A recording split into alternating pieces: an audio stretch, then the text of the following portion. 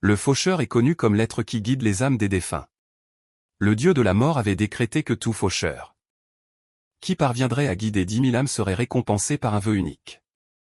Quelque temps plus tard, un de ces faucheurs se présenta devant le dieu de la mort, qui lui demanda s'il avait enfin réussi à collecter les 10 000 âmes. Le faucheur, nommé Caï, répondit par l'affirmative. Le dieu de la mort l'assura alors qu'il tiendrait sa promesse et lui accorderait le vœu de son choix. Le souhait de Caï fut surprenant, car il demanda à quitter son poste de faucheur.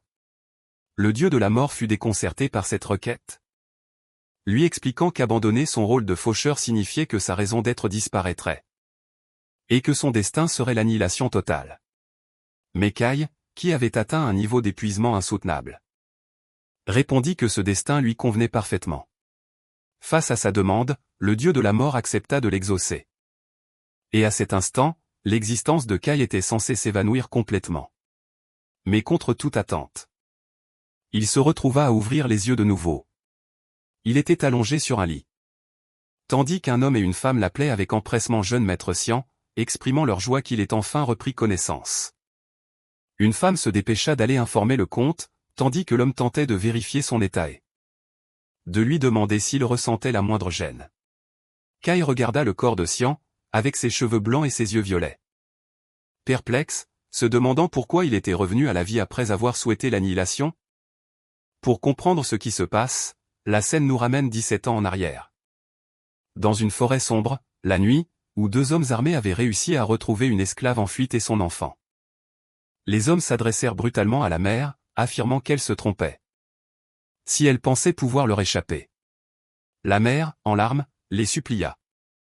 Reconnaissant son erreur, motivée par sa crainte que son enfant ne vive une vie d'esclave comme la sienne, elle les implora de la tuer s'il le voulait, mais de laisser son enfant tranquille. L'un des hommes lui dit froidement de ne pas s'inquiéter, qu'il ne tuerait pas l'enfant. Puis il ajouta avec un sourire cynique, « Pourquoi tuerait-il un bien si précieux ?» Il expliqua d'un ton dur qu'il prendrait l'enfant et le réduirait en esclavage jusqu'à sa mort. Tout comme sa vie l'avait été. La mère s'effondra en imaginant le destin brutal qui attendait son bébé, à qui elle avait espéré offrir une vie digne en tant qu'être humain.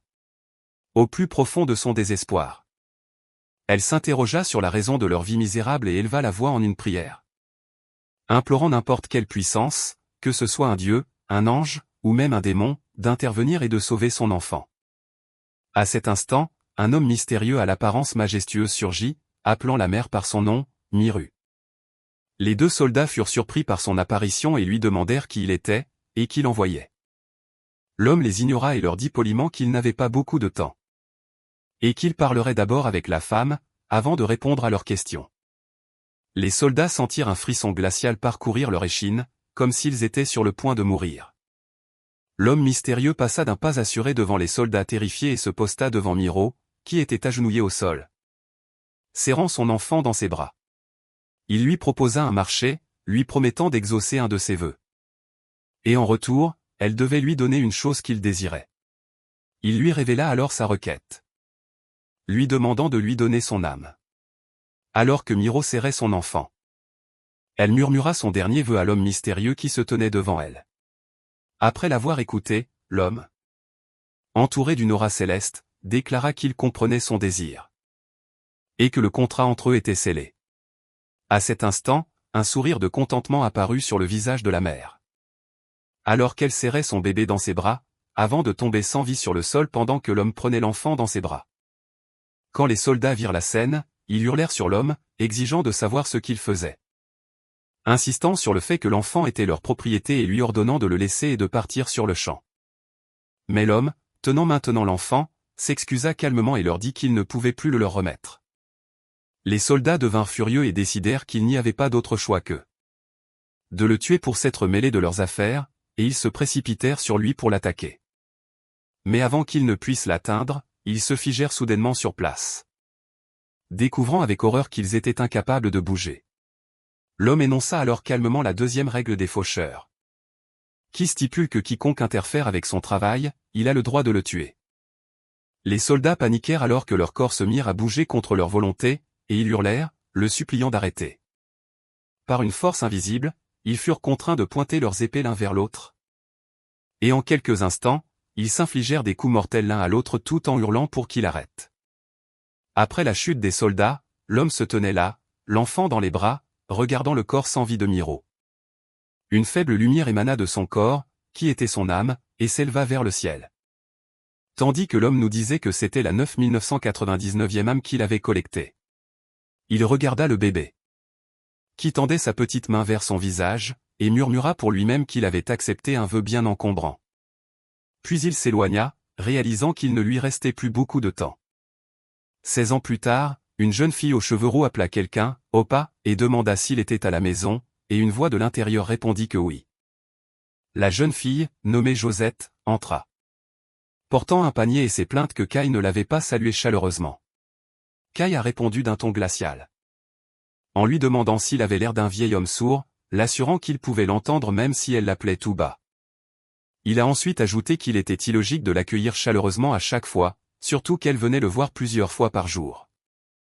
Josette a protesté, disant que n'importe qui d'autre serait ravi de la voir et l'accueillerait chaleureusement, ce à quoi Kai a froidement suggéré qu'elle aille les voir.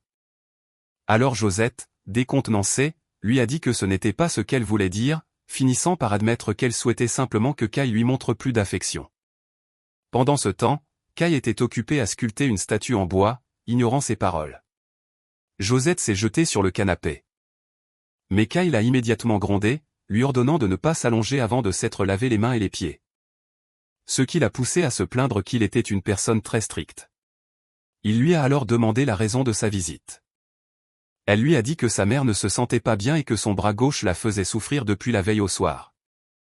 Et que la douleur était toujours la même après son réveil. Kai a cessé de sculpter la statue en bois. Et a promis de passer chez elle plus tard pour examiner sa mère. Josette l'a remercié profusément, lui exprimant sa profonde gratitude pour son aide constante, puis lui a dit qu'elle partait en montagne cueillir des herbes. Après le départ de Josette, Kai s'est rendu chez elle. Sa mère, que Kai nommait Miru dans ses pensées, l'a salué et lui a offert du pain qu'elle venait de faire. Kai l'a regardé puis a claqué des doigts. Et la femme s'est aussitôt figée sur place et a perdu connaissance, avant de s'effondrer sur le sol telle une poupée inanimée. Kai s'est approché de son corps inerte, l'a examiné et s'est dit que c'était une erreur de l'avoir fabriqué avec du bois de mauvaise qualité, car celui-ci commençait déjà à pourrir. Alors qu'il utilisait un mystérieux pouvoir émanant de sa main pour examiner la cause de la décomposition. Josette est revenue à l'improviste et l'a trouvé dans cette position au-dessus du corps de sa mère, lui demandant, choqué, ce qu'il était en train de faire.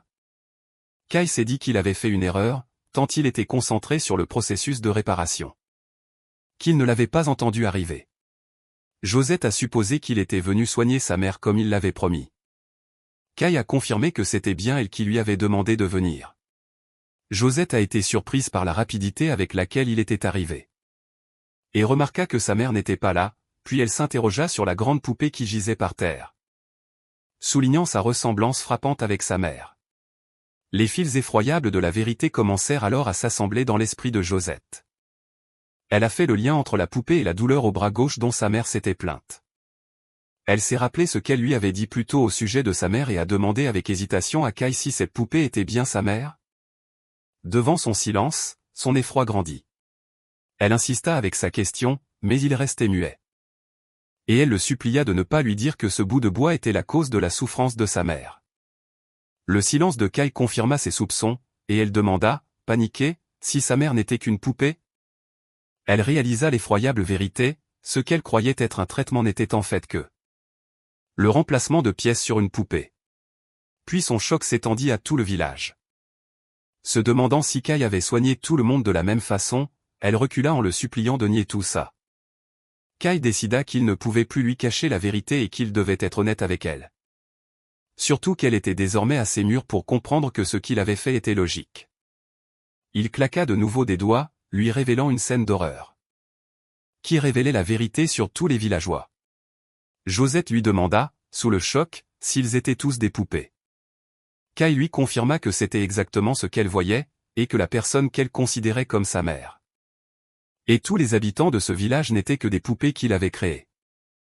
Cette confession choquante poussa Josette à lui demander quelle était sa véritable identité. Kai commença à expliquer ce qui s'était passé, précisant que 16 ans auparavant, sa mère avait conclu un pacte avec lui, misant son âme juste avant de mourir. Le souhait de sa mère était que sa fille, Josette, vive une vie où personne ne pourrait lui faire de mal. Et qu'elle ne mène pas une vie humiliante comme la sienne, mais qu'elle soit aimée de tous. Kai ajouta qu'il savait que même les saints ne pouvaient vivre une vie uniquement remplie d'amour parmi les humains, et c'est pour cette raison qu'il a créé un village entier rien que pour elle. Un village qui lui garantirait de ne jamais être blessée. Josette s'effondra et lui demanda, avec désespoir, si toute sa vie n'avait été qu'un mensonge. Elle se demanda en quoi elle devait croire et qui elle devait aimer désormais. Si sa mère, tout le monde au village, et même lui, n'était qu'une mascarade. En plein désespoir, elle commença à douter de sa propre existence, se demandant si elle-même était réelle. Elle demanda directement à Kai si elle était aussi une de ses poupées. Kai la rassura en lui confirmant qu'elle n'était pas une poupée, lui rappelant qu'il avait créé tout le village pour elle.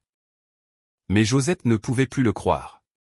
Dans une tentative désespérée de prouver qu'elle était bien réelle, elle s'empara d'une dague et exigea une preuve qu'elle n'était pas une poupée. Elle s'entailla légèrement le cou, et en voyant le sang couler, elle constata avec soulagement qu'elle était belle et bien humaine depuis le début. Elle tomba dans ses bras et lui demanda pourquoi il avait fait tout ça. Il lui répondit par une autre question, lui demandant si sa vie jusqu'à ce moment avait été malheureuse. Josette admit qu'elle avait été heureuse. Mais elle réalisa que tout ce bonheur n'était qu'un mensonge. Elle ne supportait pas l'idée que tout ce qu'elle aimait n'était pas réel. Elle le regarda tristement et lui proposa de conclure un pacte à son tour. Elle répéta qu'elle voulait elle aussi passer un pacte. Kai l'avertit que le prix du pacte était son âme, mais elle insista pour aller jusqu'au bout. Il lui a donc dit de formuler son vœu. Elle lui a alors révélé son souhait, disant qu'il était la seule personne réelle dans sa vie, et que s'il l'oubliait aussi, plus personne en ce monde ne se souviendrait d'elle, alors elle l'a supplié de se souvenir d'elle pour toujours. Et a demandé en larmes si sa requête était trop exigeante. Ces mots ont touché Kai, qui a donc accepté le pacte, déclarant que le contrat était scellé. Josette l'a remercié avec soulagement, puis est tombée au sol après que sa vie l'ait quittée, son âme devenant la 10 000e âme collectée par Kai. Après la mort de Josette, Kai a incendié le village qu'il avait construit pour elle, pensant qu'il était devenu un lieu inutile sans elle. Et celui-ci est rapidement parti en fumée. À ce moment-là, Kai a remarqué le dieu de la mort, Shano, qui a observé que Kai semblait plus triste que d'habitude. Shano s'est demandé si Kai avait des sentiments particuliers pour cet enfant. Mais Kai a nié. Kai a demandé à Shano de tenir sa promesse après que Shano ait fait semblant d'avoir oublié. Il a ri, disant qu'il s'en souvenait bien sûr après avoir vu le visage en colère de Kai. Kai lui a rappelé la promesse qu'il avait faite de lui accorder un vœu après avoir guidé la 10 000e âme.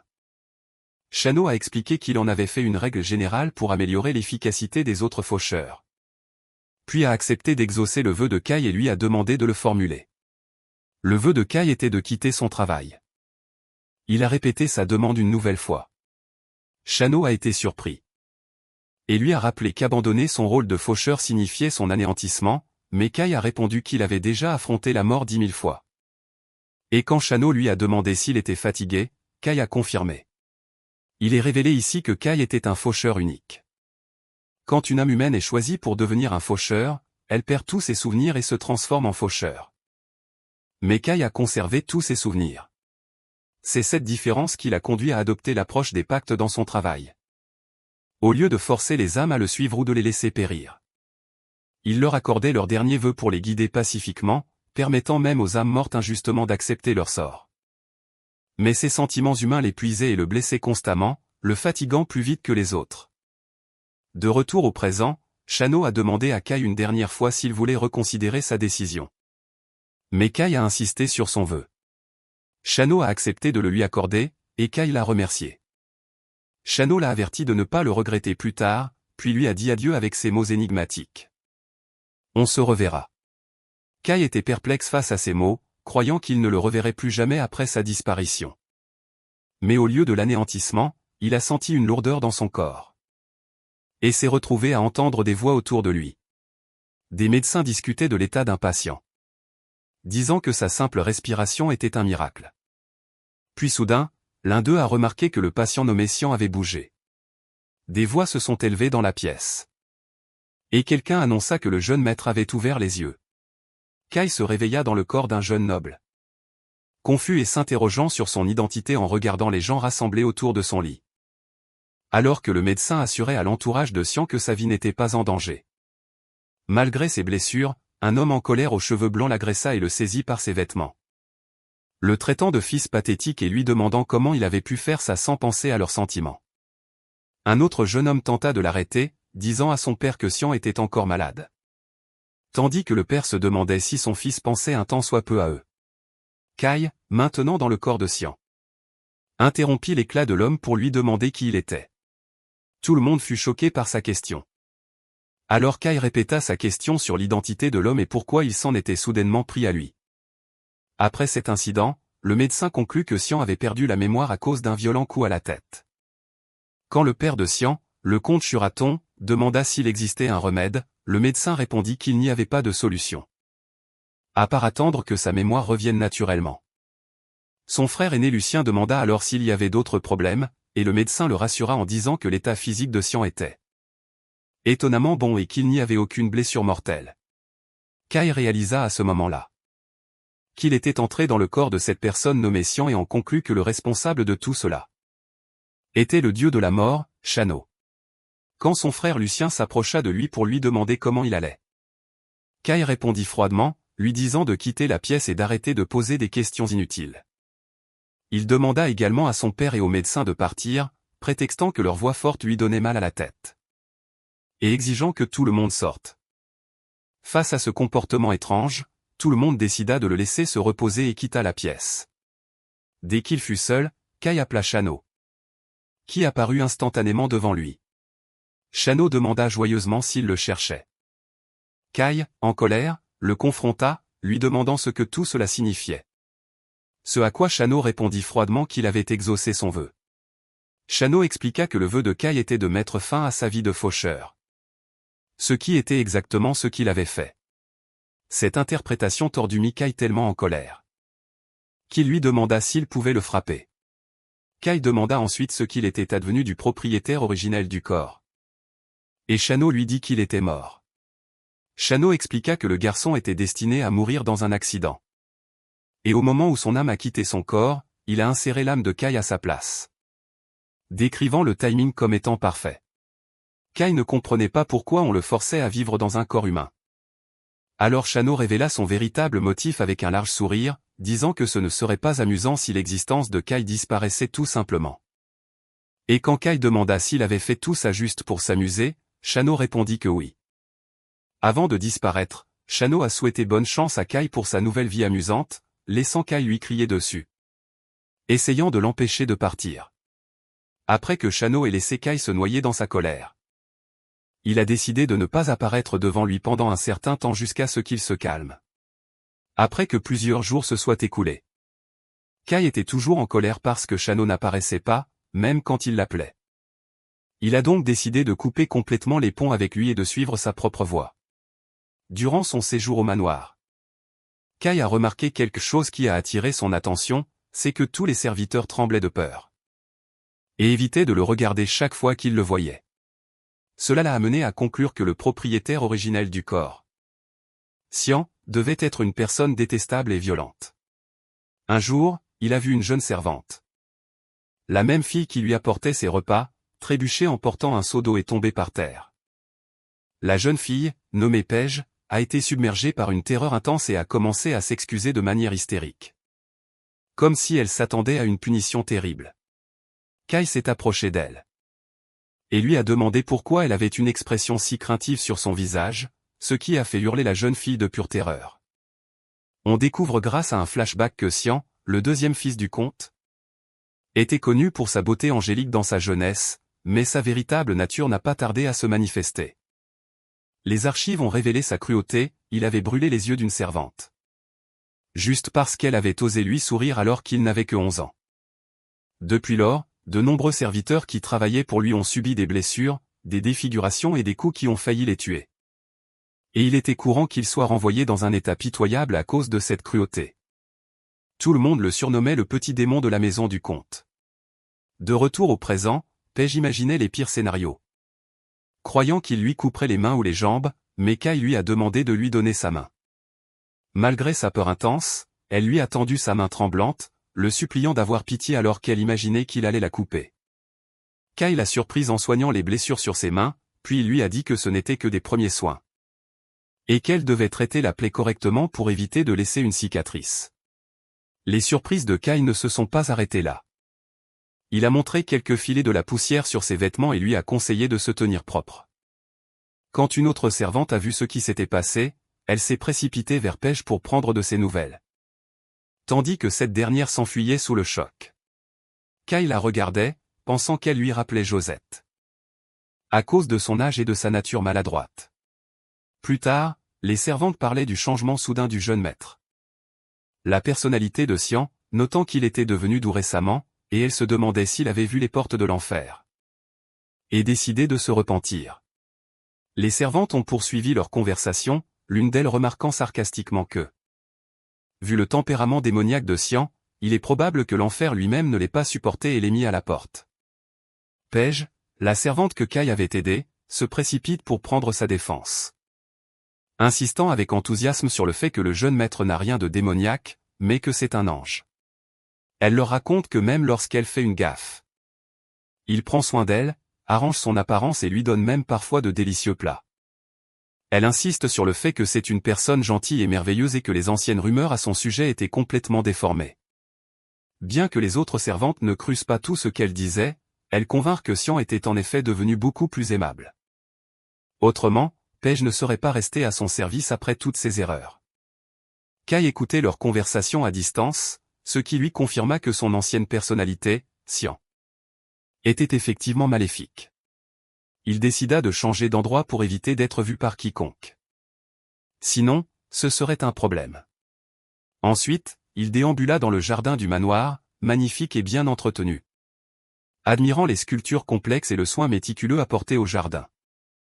Il trouva du bois à sculpter dans un coin ensoleillé et s'assit dans cet endroit chaud et agréable.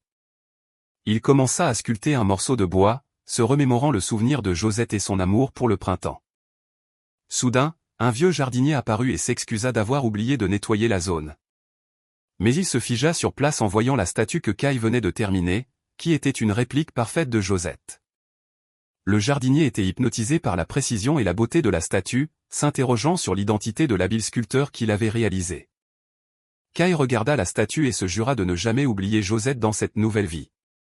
Aussi longue ou courte soit-elle, accomplissant ainsi la dernière promesse qu'il lui avait faite. Ce soir-là, le comte Churaton était dans son bureau. Surpris par le grand nombre de nobles qui avaient confirmé leur présence à la petite réception mondaine qu'il organisait. Son assistant expliqua que la raison était une rumeur selon laquelle l'ancien duc Fitzfarhan assisterait à la fête, ce qui étonna et choqua le comte. Plus tard, Lucien informa son frère Kai que des invités viendraient au manoir. Il expliqua qu'il s'agissait juste d'une petite réception mondaine pour quelques nobles accompagnés de leurs enfants. Et que leur père voulait qu'ils viennent au moins les saluer. Contre toute attente, Kai accepta d'y assister. Ce qui surprit Lucien, qui fit remarquer que Xian n'avait jamais aimé ce genre de rassemblement. Kai répondit qu'il y assisterait cette fois-ci pour décider de ce qu'il ferait à l'avenir. Lucien lui conseilla donc d'y aller doucement, puisqu'il venait de se rétablir. Avant de partir, Lucien posa une main sur l'épaule de Kai. Exprimant sa sincère inquiétude, ce qui fit ressentir à Kai une sensation étrange et nouvelle, le sentiment de la chaleur familiale. Quelques jours plus tard, la fête eut lieu, et la participation fut étonnamment importante. Le comte Churaton accueillit le comte Iclos, qui fit une remarque sur la taille de la foule. Le comte Iclos confirma que la raison de cette énorme participation était la nouvelle de la présence de l'ancien duc Fitzfarhan. Personnellement soutenu par l'empereur, le comte Iclos a expliqué que la raison de cette foule immense était que l'empereur avait confié à l'ancien duc Fitzfarhan la tâche de choisir la princesse héritière. Ce qui a poussé chaque noble ayant une fille à chercher avec ferveur à assister à la fête. Il a ajouté que même les nobles sans fille tenaient à y assister, cherchant désespérément une chance d'attirer l'attention du puissant et influx duc Fitzfarhan. Le comte Churitan a fait la remarque qu'il n'avait pas réalisé que le royaume comptait autant de jeunes demoiselles et que tout le monde débordait d'impatience. Au milieu de la fête, Lucien, le fils aîné du comte Churaton, arrive. Et échange des salutations amicales avec le comte Iclot, qui fait l'éloge des talents, des études et de la maîtrise de l'épée de Lucien. Et exprime son regret de ne pas avoir de fille à lui marier. Après cela, un autre invité s'avance pour saluer le comte Churaton. Le comte Chicane. Le comte Chicane est connu pour n'avoir été qu'un simple marchand il y a 10 ans. Puis d'avoir utilisé son immense fortune pour acheter un titre de noblesse. Depuis lors, il a étendu son influence et éliminé tous ceux qui se mettaient en travers de son chemin, faisant de lui une personne détestée par le comte Churaton, qui le voit comme un exemple du danger de l'argent. Le vicomte présente son fils, Horace, à Lucien.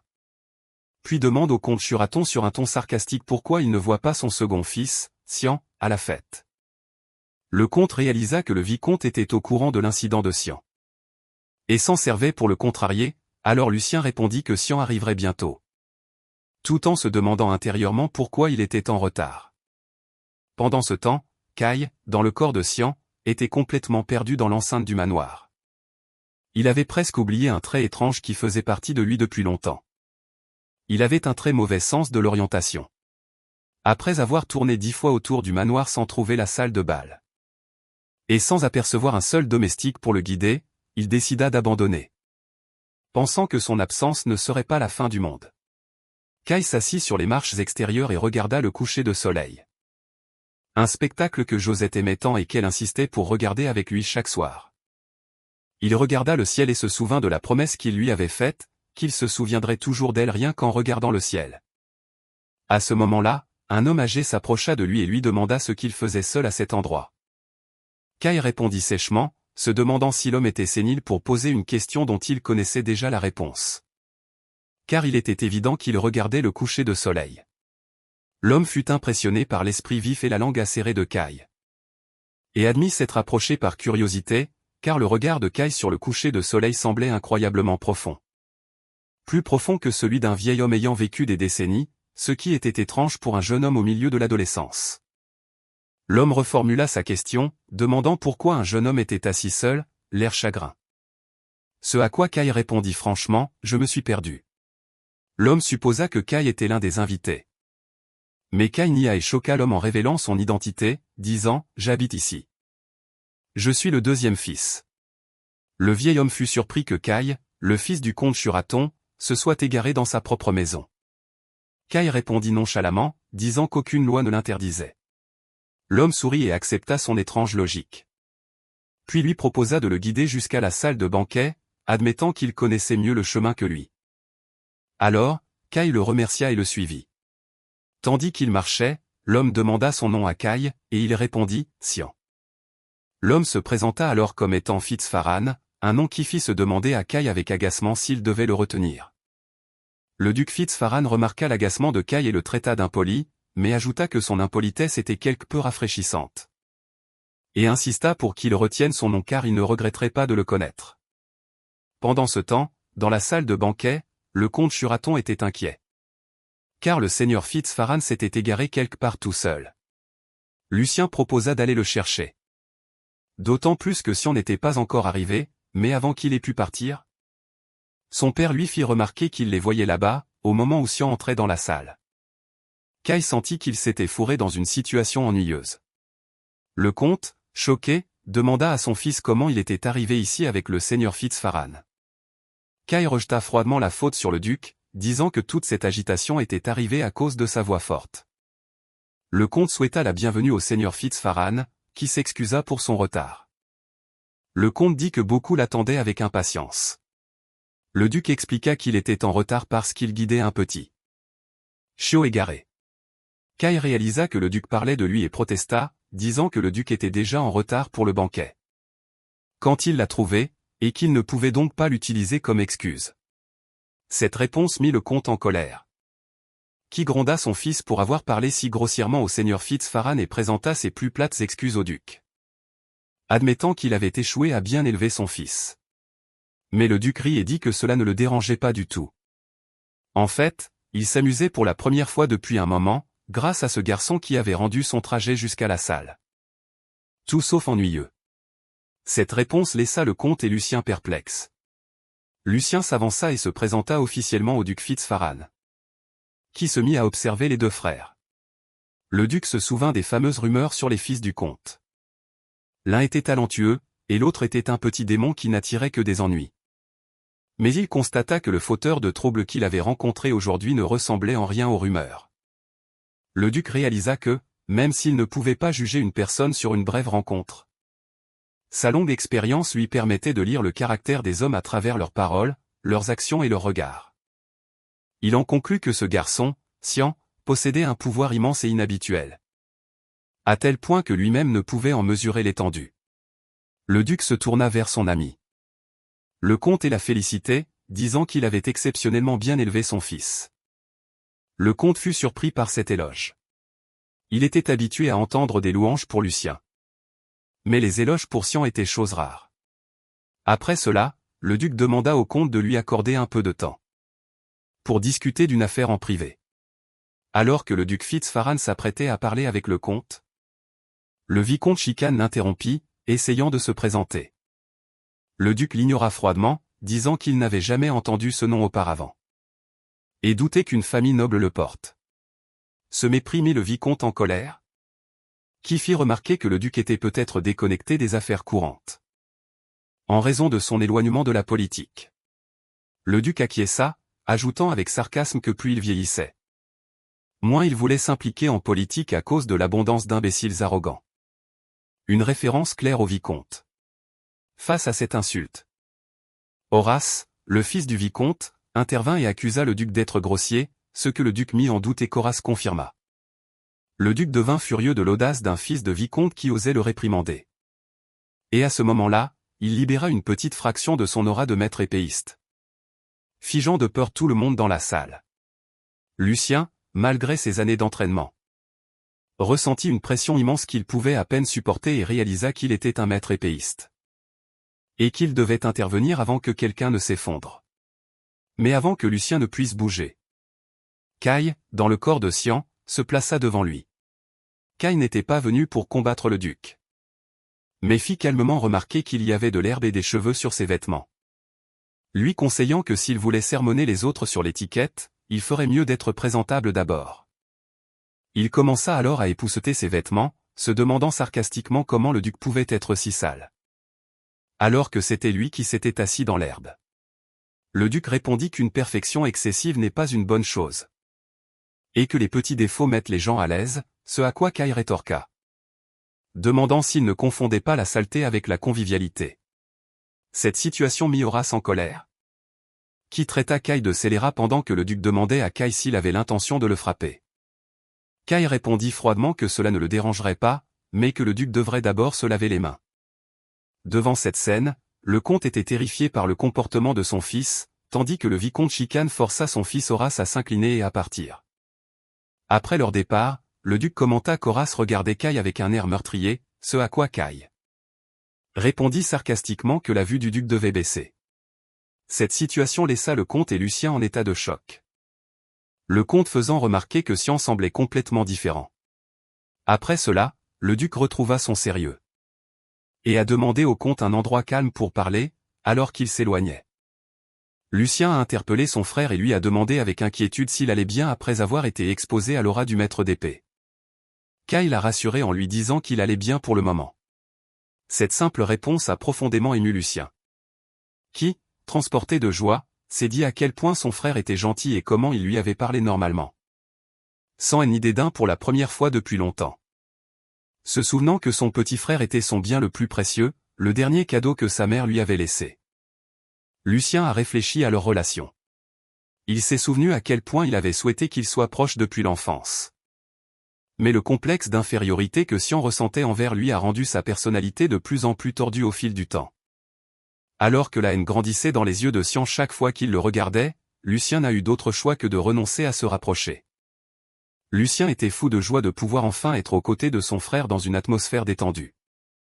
À tel point qu'il était presque heureux que Xian ait perdu la mémoire, et lorsque Kai, dans le corps de Xian, a annoncé qu'il retournait dans sa chambre. Lucien s'est senti déçu, pensant que son frère l'évitait de nouveau et que ses espoirs n'étaient qu'une illusion. Mais Kai s'est soudainement arrêté, lui a attrapé le poignet et s'est excusé, avouant qu'il ne connaissait pas le chemin du retour. Et lui a demandé de l'accompagner juste pour cette fois. C'était la première fois que son frère lui demandait quelque chose. Lucien, submergé par une joie immense, accepta immédiatement. Pendant ce temps, dans un salon privé, le duc Fitz-Farhan a révélé au comte Churitan la véritable raison de sa visite, qui était de choisir quelqu'un pour être aux côtés du prince héritier. Le comte pensait qu'il voulait parler du choix de la princesse héritière, mais le duc a nié, expliquant qu'il était venu chercher un ami pour le prince, quelqu'un qui pourrait maîtriser son tempérament de feu. Le duc a expliqué que le prince Édith, le grand favori pour hériter du trône, possédait toutes les qualifications requises, de la maîtrise de l'épée aux compétences académiques. Mais que son seul défaut était son tempérament explosif et son incapacité à contrôler sa colère. Au point qu'il pourrait tuer quiconque parlerait de lui à la légère. Pour cette raison, le duc a suggéré à l'empereur de placer quelqu'un aux côtés du prince, qui pourrait apaiser sa nature. Surtout que le prince était connu pour ne nouer aucune relation personnelle, le comte a compris que c'était la raison de la visite du duc. Le duc a admis qu'il avait d'abord pensé à Lucien, avec sa personnalité calme et posée, pour être un compagnon pour le prince, mais il a vite réalisé qu'il se trompait. Car il craignait que la personnalité glaciale de Lucien ne provoque la colère ardente du prince, au lieu de l'apaiser, et que l'un d'eux pourrait être blessé à la suite de cet affrontement. Le comte était d'accord avec l'avis du duc, car tout le monde savait que Lucien ne renoncerait pas à ses principes, même avec une épée sous la gorge, ce qui a convaincu le comte d'être d'accord avec le duc, que cette association serait dangereuse. Par conséquent, le duc a dit au comte qu'il avait choisi quelqu'un d'autre, qui était aussi son fils. Le comte réalisa avec horreur que le duc parlait de Sian. Le duc confirma qu'il voulait que Sian se charge de cette tâche, ce que le comte refusa catégoriquement. Le comte justifia son refus en déclarant que Sian était complètement instable et plein de défauts, et que la moindre erreur de sa part pourrait mettre toute la famille en danger. Dans une tentative désespérée de persuader le duc, le comte révéla un dangereux secret, à savoir que Sian avait récemment eu un accident et perdu la mémoire. Ce qui choqua grandement le duc. Le comte Churitan refusa la demande du duc Fitz-Farhan, s'excusant en disant que son fils Sian était amnésique et n'était pas qualifié pour une telle tâche. Mais cet aveu ne dissuada pas le duc, au contraire, il accrut son admiration pour Sian. Il trouvait anormal qu'un garçon amnésique soit si calme et posé, au lieu d'être effrayé et agité. Les yeux de Sian étaient calmes et profonds, ce qui conforta le duc dans l'idée que son jugement pour évaluer les hommes ne l'avait pas encore trahi, et que ce garçon était une véritable perle rare.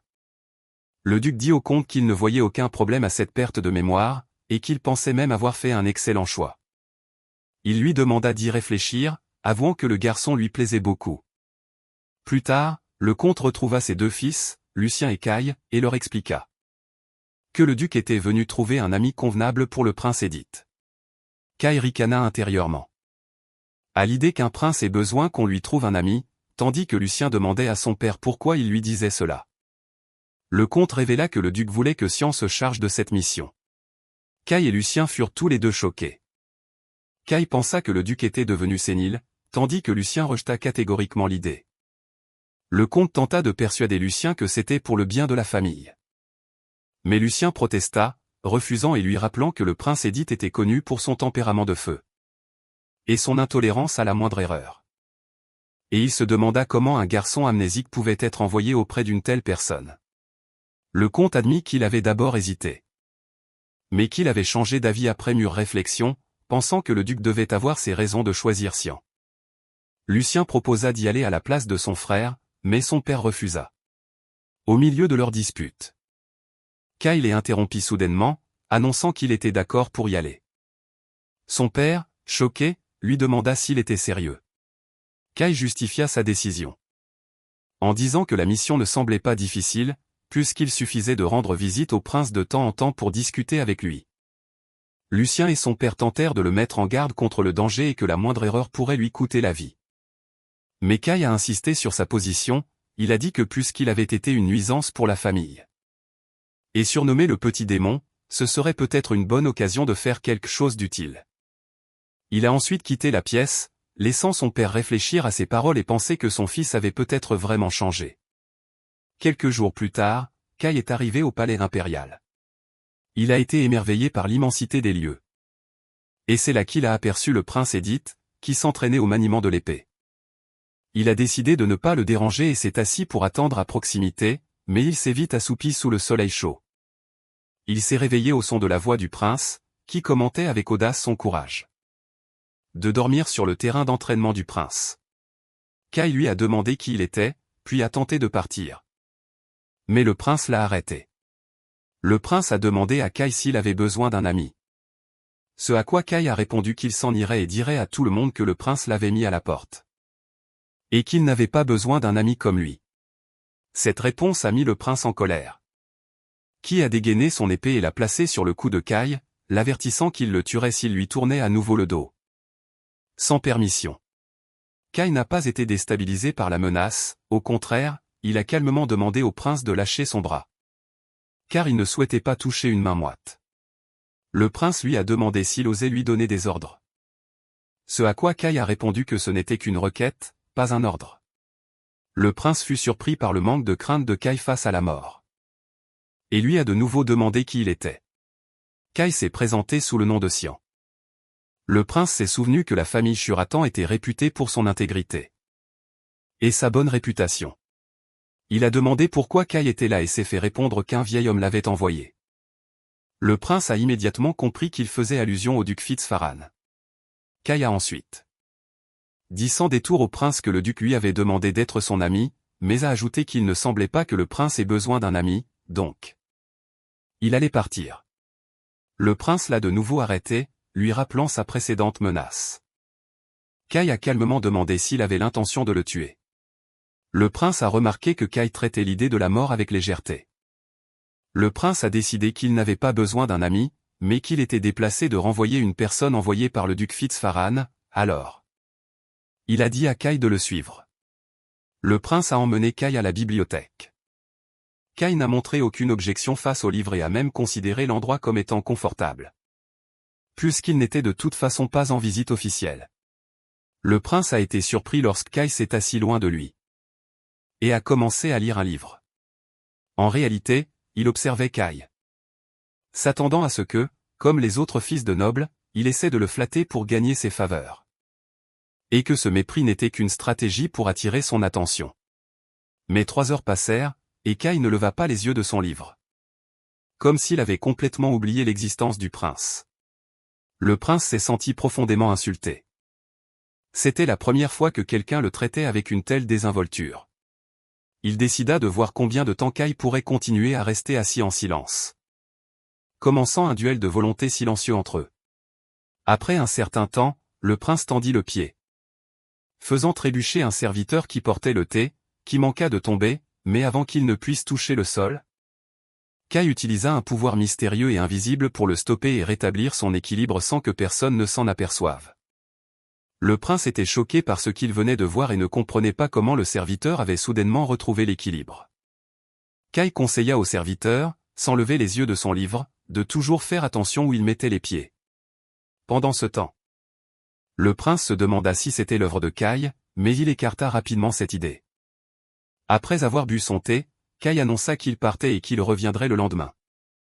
Le prince était surpris par l'insistance de Kai à venir chaque jour simplement pour passer son temps à lire. Ce à quoi Kai répondit qu'il se devait d'être poli avec ses aînés pour le moment. Au moment où Kai partait, le prince, confus, s'interrogeait sur la véritable nature de ce jeune homme mystérieux. Cette routine se poursuivit pendant plusieurs jours, Kai venant s'asseoir pour lire en silence. Un jour, le prince lui demanda s'il comptait jouer avec lui au lieu de lire. Le prince soupira. S'étant habitué à cette étrange situation, se demandant si Kai vraiment ne réalisait pas que d'autres rêvaient ne serait-ce que d'un instant pour le rencontrer. Le livre que le prince lisait attira l'attention de Kai. Et il lui demanda s'il le connaissait. Kai répondit qu'il l'avait déjà lu. Et qu'il s'intéressait à l'art de la fabrication de poupées. Le prince fit remarquer que Kai s'intéressait donc également à cet art. Kai mentionna que l'histoire du fabricant de poupées dans le livre était vraiment fascinante. Car elle racontait l'histoire d'un homme devenu l'ennemi du monde entier pour protéger une seule femme. Kai demanda alors au prince ce qu'il pensait de cet homme, et le prince répondit sans la moindre hésitation qu'il était fou et un parfait imbécile. Kai regarda le livre avec tristesse et se rangea à l'avis du prince.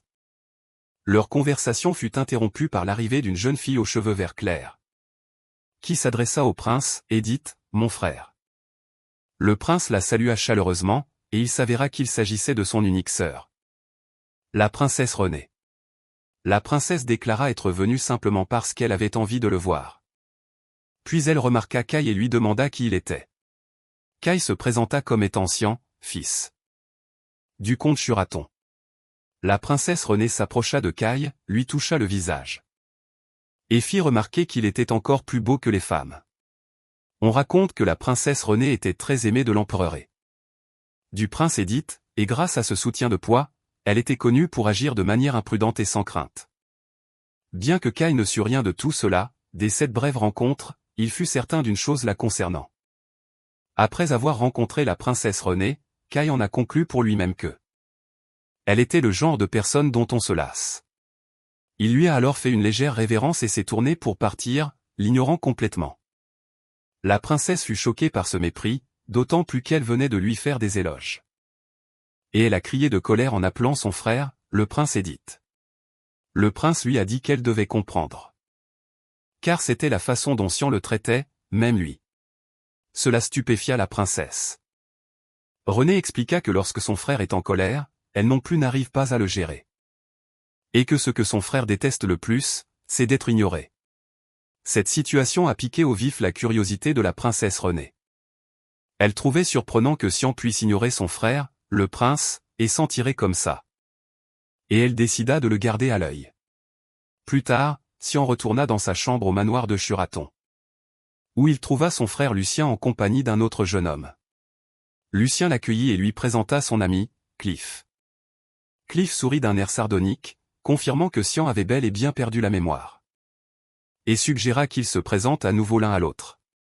Xian se présenta et Cliff éclata de rire. Surpris que le garçon démoniaque le salue, Lucien le réprimanda pour ses paroles. Lucien invita alors Kai à s'asseoir à côté de lui et commença à s'enquérir de sa journée avec inquiétude. Ce qui fit dire à Kai qu'il ressemblait à une mère poule avec son inquiétude excessive. Kai remarqua quelque chose d'étrange chez Cliff et demanda à Lucien s'il était proche de lui. Ce à quoi Lucien répondit qu'ils étaient amis depuis longtemps. C'est alors que Kai décida de donner un conseil à Lucien, expliquant que lorsqu'on s'accroche trop aux défunts, leurs âmes ont du mal à quitter le monde des vivants. Il ajouta que s'ils meurent de façon injuste, leurs âmes restent coincées auprès de ceux en qui ils avaient confiance de leur vivant, comme pour implorer que réparation leur soit faite. Cliff, choqué, demanda à Kai de quoi il parlait soudainement. Et s'il faisait allusion à cet enfant? Kai répondit qu'il ignorait de quel enfant il s'agissait, mais il était certain que quelqu'un de proche de Cliff était mort d'une mort très injuste. À cet instant, Kai sentit le regard froid et sans émotion d'une faucheuse. Cliff, paniqué, demanda à Kai comment il était au courant de la mort de cette personne et s'il avait enquêté sur lui. Ce qui était étrange pour quelqu'un qui ne se souvenait même pas de son propre nom. Cliff reformula sa question. Comment savais-tu qu'il y avait une personne morte près de moi? Kai réalisa qu'il s'était mis dans le pétrin. Et inventa rapidement une excuse, disant que depuis son expérience de mort imminente lors du récent accident, il était devenu capable de voir les âmes des morts. Lucien montra son inquiétude pour Kai. Kai expliqua que lorsqu'il avait vu Cliff pour la première fois, il avait aperçu une âme coincée autour de lui. Cliff lui demanda, sous le choc, s'il avait vu la forme de Justine. Kai le nia, expliquant qu'il ne voyait qu'une masse de lumière. Une âme défunte dont il ignore si c'est un garçon ou une fille, puis il a ajouté une vérité terrifiante. À savoir qu'il pouvait aussi voir la faucheuse qui attendait pour emporter cette âme. Cliff refusa de croire à l'histoire ridicule de Kai, ce à quoi ce dernier répondit froidement qu'il était libre de le croire ou non, mais il ajouta une dernière information, expliquant qu'une âme qui refuse de suivre la faucheuse est destinée à s'évanouir au bout d'un certain temps. Par conséquent, la meilleure solution pour une âme morte injustement et qui s'accroche à ce monde est de dissiper ses regrets persistants, afin qu'elle puisse partir en paix. À ce moment-là, Lucien, inquiet, demanda à son ami Cliff ce qui se passait, lui rappelant que Justine était son petit cousin. Cliff confirma et commença à raconter ce qui s'était passé quelques mois auparavant. Son oncle, le comte de Velin, s'était soudainement effondré à cause de douleurs à la poitrine, et il peinait à se rétablir. En conséquence, son fils aîné, Justine, fut choisi comme héritier du titre. Mais il y a un mois, Justine a soudainement disparu. La famille a pensé qu'il s'était enfui.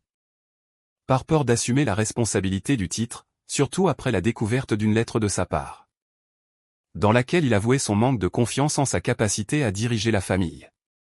Suite à sa disparition, Pélisson, leur cousin issu du second mariage de leur oncle, est devenu le centre de l'attention et du soutien, mais Cliff était convaincu que le Justine qu'il connaissait n'était pas assez lâche pour abandonner ses devoirs et s'enfuir, et il était certain qu'il reviendrait. Mais maintenant, après avoir entendu les paroles de Kai, il était terrifié à l'idée que son cousin puisse être mort. Kai commenta que de son point de vue, l'histoire semblait claire. Cliff lui demanda s'il soupçonnait sa tante, la femme de son oncle. Et Kai fit remarquer que le scénario était classique, un demi-frère et le fils aîné qui détient le droit de succession. Cliff défendit passionnément sa tante, affirmant que tante Eja n'était pas ce genre de personne. Et qu'elle avait toujours traité Justine comme son propre fils, à tel point que ce dernier se vantait d'elle à chaque fois qu'ils se voyaient. Après avoir entendu l'histoire, Kai décida de ne pas s'en mêler, car il ne voulait pas interférer dans les affaires d'une âme qui n'avait rien à voir avec lui, mais il était agacé de voir cette âme triste et persistante, se demandant si son sens des responsabilités en tant qu'ancienne faucheuse était toujours en lui. Kai soupira et dit à Cliff qu'à son avis, la réponse était déjà claire. Mais il proposa de réaliser un test qui nécessiterait un peu d'aide de la part du comte Develin. La scène change et montre tante Eja se faufilant discrètement dans la nuit jusqu'à sa destination. La scène change pour montrer Chano rencontrant tante Eja dans un lieu secret. La tante lui demande si la pièce n'est pas encore prête. Et il répond qu'elle est maintenant prête. Il l'accueillit et l'emmena dans une pièce sombre, où il a révélé l'œuvre qu'elle lui avait commandée. C'était une poupée identique à son fils, Justine. La mère fut émue en voyant la poupée l'appeler maman, et elle dit à Kai que c'était parfait. Kai lui a dit qu'il était heureux qu'elle soit satisfaite et que le paiement se ferait plus tard, car il viendrait le chercher lui-même. La dame accepta, puis appela la poupée de Justine à ses côtés. Après que Chano a livré la poupée à Lady Eja, il lui a rappelé leur promesse, le paiement, et est parti. Kai est apparu derrière lui et l'a remercié pour son aide. Chano a répondu joyeusement qu'il était prêt à aider n'importe quand parce que c'était amusant. Mais Kai a commenté froidement que Chano semblait avoir trop de temps libre. Kai a souligné que Chano, qui avait ignoré ses appels répétés, était apparu immédiatement dès qu'il avait promis de cesser d'être en colère, en échange de son aide pour cette tâche. Chano a loué les incroyables compétences de Kai en matière de fabrication de poupées. Ce à quoi Kai a expliqué que le mérite revenait à Chano lui-même pour ne pas avoir effacé ses souvenirs avant qu'il n'entre dans ce corps. Chano lui a rappelé que c'était Kai qui lui avait demandé de ne pas effacer ses souvenirs. Chano lui a demandé s'il le regrettait et a proposé de les effacer pour lui maintenant, mais Kai a refusé, disant que se souvenir de ce qui s'était passé pour le reste de sa vie était la punition qu'il s'infligeait pour avoir été un pitoyable imbécile. Chano s'est moqué de lui, disant qu'il était rancunier. Ce à quoi Kai a répondu qu'il avait choisi l'anéantissement pour cesser de faire des choses aussi pitoyables. Et se demandait qui avait insisté pour le ramener à la vie. Et quand Chano l'a menacé en plaisantant de lui montrer la signification d'une vraie rancune, il a soudainement changé de sujet.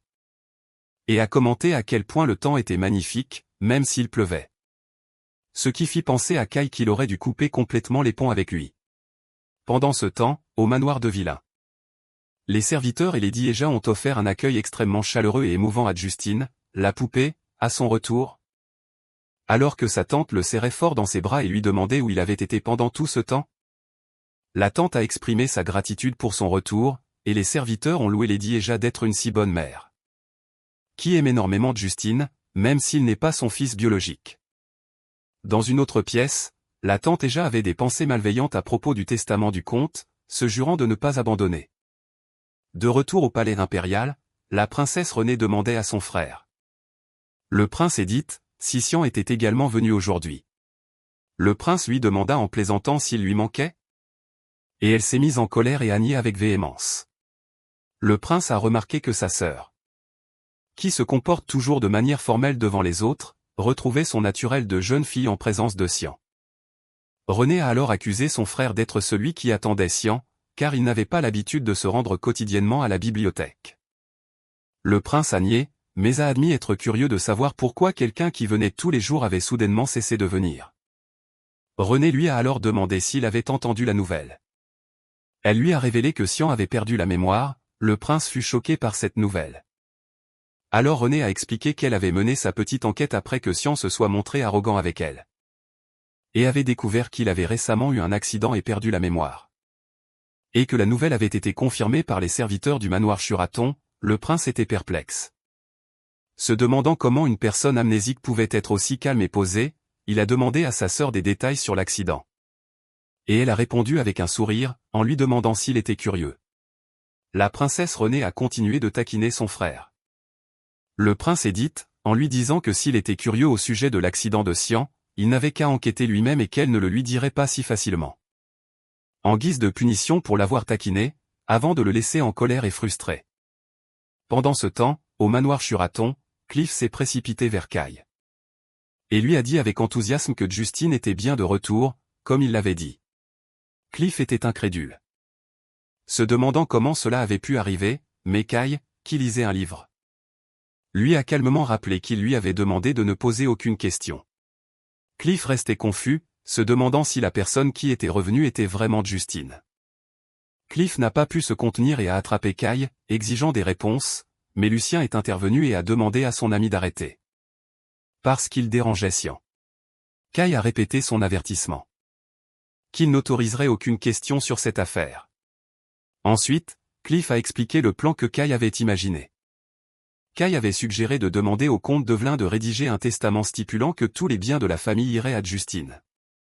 Mais que s'il ne se manifestait pas, tout reviendrait à l'État. Au début, le comte a refusé de rédiger un tel testament. Mais Cliff l'a convaincu que ce n'était qu'un moyen pour retrouver Justine.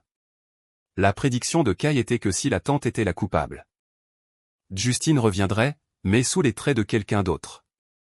Lucien a admis que lorsqu'il a vu Justine réellement revenir, il était confus et ne savait pas comment accepter la situation. Cliff, lui, continuait d'avoir du mal à comprendre. Kai lui a dit de ne pas trop y réfléchir et de se concentrer sur le résultat final, Cliff. Il a expliqué que leur objectif était de découvrir pourquoi l'âme était restée, qui l'avait tuée. Et de s'assurer qu'elle soit guidée paisiblement vers la faucheuse.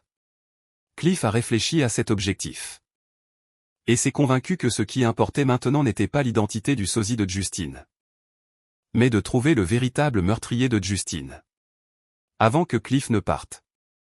Kai l'a de nouveau prévenu de ne pas toucher son corps avec les mains sales, sinon il le regretterait. Cliff a ri nerveusement. En songeant à quel point la personnalité de Xian avait changé. Il ne les regardait plus avec haine, mais était devenu détestable d'une autre façon. La scène se déplace sur la tante Eja, contemplant la poupée à l'effigie de Justine. Admirant sa précision et sa capacité à se mouvoir, elle se souvient s'être sentie perdue après l'annonce du testament. Croyant que tous ses plans s'étaient effondrés jusqu'à ce que quelqu'un vienne la voir en secret. Cette personne était le fabricant de poupées Chano, qui lui a dit qu'il pouvait fabriquer une poupée vivante. Identique à l'image qu'elle désirait, et bien qu'elle ait trouvé cela ridicule. Elle a accepté son offre car elle n'avait pas d'autre choix. Elle fut surprise que le résultat soit si satisfaisant. Une poupée indiscernable d'un être humain vivant, et alors que personne ne regarde. La poupée appelle Dame Eja maman. La dame lui saisit brutalement le menton et lui dit d'un ton glacial de ne pas l'appeler par ce nom quand ils sont seuls car cela la dégoûte, révélant ainsi son vrai visage de meurtrière. Dame Eja a poursuivi sa conversation glaciale avec la poupée qui ressemblait à son beau-fils Justine. Malgré son agacement face à sa voix identique, qui la surprenait à chaque fois, elle lui a de nouveau ordonné de ne pas l'appeler maman, mais la poupée, comme possédée par la véritable âme de Justine. A commencé à lui demander, les larmes coulant sur son visage, « Pourquoi m'as-tu fait ça, maman ?» Dame Eja était choquée et se demandait comment une poupée pouvait verser des larmes. Quand Justine a essayé de la toucher, elle s'est éloignée de lui avec horreur et lui a crié de ne pas la toucher, puis a fui la pièce, paniquée. Déterminée à aller voir l'homme qui avait fabriqué la poupée, elle est arrivée à l'atelier secret de Chano. Dame Eja lui a dit frénétiquement que quelque chose n'allait pas avec la pièce, car elle versait des larmes et la regardait avec des yeux haineux. Chano a répondu calmement que de telles choses arrivent parfois, et lui a expliqué que les âmes qui ne réalisent pas qu'elles sont mortes peuvent parfois habiter une poupée qui leur ressemble. La dame était horrifiée, réalisant que l'âme de Justine était bel et bien revenue la hanter. Chano lui a dit qu'il y avait un moyen de se débarrasser de cette âme, qui consistait à retrouver le corps. Il a expliqué que elle devait faire réaliser à l'âme que la poupée n'est pas son vrai corps, et qu'en réalité, elle est morte. La seule façon d'y parvenir est de trouver le cadavre original de Justine et de le brûler. Eja est devenu tendu, en apprenant que cela l'obligerait à exhumer le corps de Justine. Suivant les instructions de Chano, Dame Eja a envoyé ses hommes chercher le corps. Après l'avoir trouvé, elle leur a ordonné de se dépêcher et de lui montrer le corps, insistant sur le fait qu'ils n'avaient pas de temps à perdre.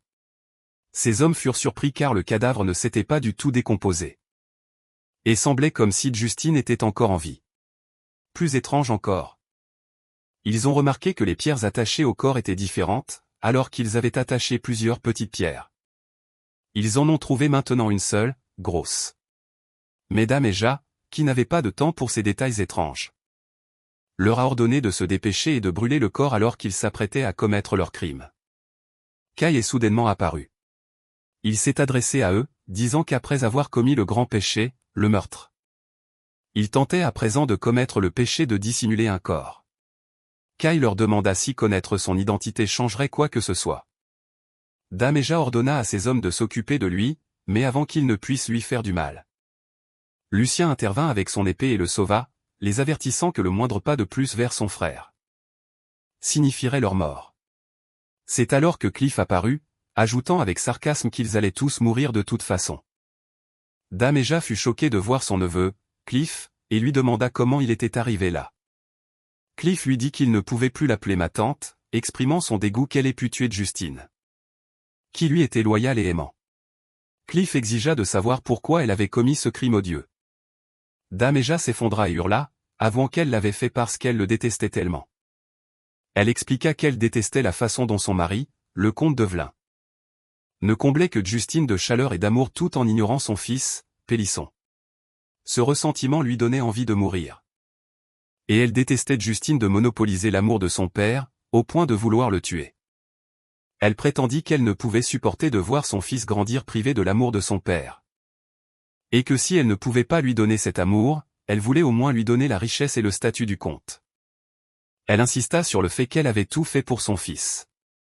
Cliff la confronta à la vérité de ses motivations, expliquant que le comte de Velin traitait Justine avec gentillesse parce qu'il avait pitié de lui qui avait perdu sa mère très jeune. Il lui dit froidement que les gens ne commettent généralement pas de meurtre par jalousie pour l'affection que leurs enfants n'ont pas reçue. Et qu'en fin de compte, elle avait tué Justine pour satisfaire sa propre cupidité et son avarice. Alors que Cliff essayait de l'attraper pour la traduire en justice, Kai l'arrêta et lui demanda d'attendre un instant. Puis appela quelqu'un pour qu'il sorte de l'ombre. Tout le monde fut surpris par l'apparition de Pélisson, le fils de Dame Eja. Sa mère lui demanda, sous le choc, ce qu'il faisait là, et la confession choquante vint de Pélisson lui-même, lorsqu'il déclara que c'était lui qui avait tué Justine. Pélisson expliqua que sa mère n'était pas la meurtrière, et que c'était lui qui avait tué son frère. Sa mère pensa qu'il essayait de la couvrir, mais il insista sur le fait qu'il s'était montré parce qu'il ne pouvait plus cacher son péché. Il commença à raconter ce qui s'était passé en cette nuit fatidique. Il avait vu sa mère sortir tard dans la nuit, avait eu des soupçons, et l'avait secrètement suivi jusqu'ici. Il avait vu sa mère et ses hommes jeter son frère dans le lac, mais après le départ de sa mère, Justine était sortie du lac en rampant, ayant réussi à couper les cordes avec un couteau qu'il avait trouvé au fond. Quand Justine vit son frère, Pélisson, il lui demanda de l'aide, mais à ce moment-là, une pensée terrifiante traversa l'esprit de Pélisson. Si son frère revenait vivant, ce serait fini pour sa mère et, bien sûr, son propre avenir serait également anéanti, dans ce moment de peur et d'hésitation. Sans s'en rendre compte, il a arraché le couteau des mains de son frère et l'a poignardé à mort. Puis il a de nouveau attaché la pierre à son corps et l'a fait couler dans le lac. Pélisson s'est effondré, hurlant sa confession. « C'est moi qui l'ai tué !» Après la confession de Pélisson, sa mère, Dame Eja, a tenté de le protéger, insistant sur le fait qu'elle était la meurtrière. Tandis qu'il continuait d'avouer sa culpabilité pour l'innocenter, mais soudain, le désespoir de Dame Eja s'est transformé en une décision sanglante. Elle a décidé que peu importait qui était l'assassin, tant qu'elle pouvait se débarrasser de toutes les personnes présentes. Ce serait comme si rien ne s'était passé. Elle a appelé ses hommes de main cachée pour qu'ils sortent et éliminent tout le monde. Mais ceux qui sont apparus n'étaient pas ses hommes, mais le prince Edith et ses soldats. Dame-Eja était sous le choc, et le prince a déclaré que le meurtre et la tentative de meurtre sont tous deux des crimes graves. Et il a ordonné à ses hommes de le s'arrêter. Dame-Eja et Pélisson ont été emmenés en hurlant. Tandis que Lucien observait leur fin misérable sans le moindre sentiment de sympathie. Après cela, Caï a demandé au prince pourquoi il était là, et le prince a répondu nonchalamment.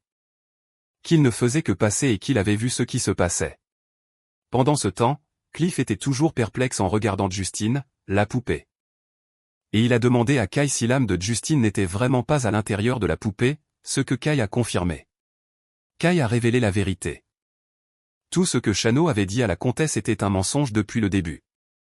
Caï n'avait conçu la poupée que pour qu'elle pleure. Et tout le plan n'était qu'une ruse pour utiliser la comtesse effrayée afin de retrouver le corps de Justine. À ce moment-là, Justine est apparue devant Cliff. Cliff a dit tristement qu'il était maintenant certain que ce n'était qu'une poupée. Car le vrai Justine lui souriait toujours, mais maintenant il ne souriait plus. Cliff s'est excusé auprès de Justine, disant que s'il avait été plus sage, il aurait peut-être remarqué le conflit au sein de la famille et empêché sa mort. Justine a serré Cliff dans ses bras et l'a remercié. Cliff était très ému d'entendre sa voix une dernière fois, après que l'âme de Justine ait risqué l'annihilation pour habiter la poupée. Pendant quelques instants juste pour remercier Cliff. Elle s'est ensuite élevée paisiblement vers le ciel. Caï se sentit soulagé que Justine ait enfin trouvé la paix. Plus tard, Dame-Eja et Pélisson furent condamnés à mort. Alors que Dame-Eja se trouvait sur l'échafaud, Chano est soudainement apparu devant elle. Il lui a dit qu'il était venu réclamer le prix de la pièce qu'il avait fabriquée pour elle. Dans ces derniers instants, Dame-Eja a réalisé que tout chez ce créateur était étrange. Et que l'idée de fabriquer une poupée vivante était une affaire surnaturelle. Elle a hurlé qu'elle avait tout perdu. Et qu'il n'y avait rien qu'il puisse lui prendre, mais Chano a révélé le véritable prix. L'âme. Il lui a expliqué que la plupart de ceux qui commettent le mal et meurent ne suivent pas le dieu de la mort facilement. Et pour cette raison, ils sont pris de force sous prétexte de paiement, la laissant dans une terreur absolue. Alors qu'elle entendait ces dernières paroles sur le dieu de la mort. Après que Chano a réussi à capturer l'âme de Dame-Eja, il a décidé de partir. Plus tard, Caï s'est rendu au palais impérial pour remercier le prince Edith de son aide dans l'affaire de Justine. Le prince le reçut avec arrogance, commentant le long temps qu'il avait mis à venir. Puis lui a directement demandé la vérité sur ce qu'il avait vu le jour de l'incident. Après que le prince lui a ordonné de répondre, Caï a expliqué que le Justine qui était revenu n'était qu'une poupée. Le prince fut surpris qu'une poupée puisse bouger toute seule, alors Caï expliqua qu'elle avait été fabriquée grâce à la magie des poupées mentionnées dans le livre qu'il l'avait vu lire. Lorsque le prince l'interrogea sur l'emplacement du fabricant de poupées, Caï a feint l'ignorance, disant que c'était quelqu'un qui ne restait pas au même endroit. Et qu'il n'était pas proche de lui. Le prince a exprimé son regret à ce sujet. Remarquant que les gens n'ont généralement pas une bonne opinion des marionnettistes. Mais qu'il voyait les choses différemment. Il a mentionné une vieille histoire à propos d'un unique marionnettiste. Qui avait réussi à anéantir une armée entière et comment ces histoires avaient éveillé son intérêt pour leur pouvoir. Et son désir de recruter un tel magicien s'il y en avait un à proximité. Caï a changé de sujet. Et a demandé au prince comment il était arrivé sur la scène du crime ce jour-là. Le prince est devenu nerveux. Car la vérité était qu'il se dirigeait vers le manoir Shuratan pour voir Caï, les a vus partir et les a secrètement suivis. Mais sa fierté l'a empêché de l'admettre, alors il s'en est tenu à sa première version et a insisté sur le fait que c'était juste une coïncidence. Caï lui a lancé un regard apitoyé, réalisant qu'il mentait, et a commenté qu'il était meilleur pour lire les expressions des gens qu'il ne le pensait. Le prince a commencé à se sentir idiot chaque fois qu'il parlait avec Caï.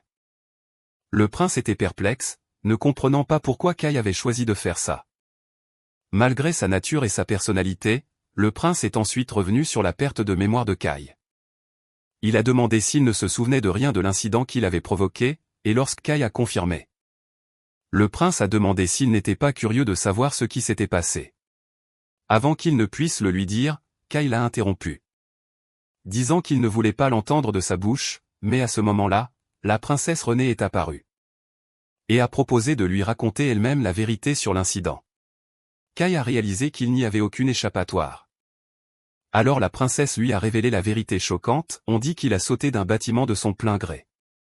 Kai a été choqué par cette révélation.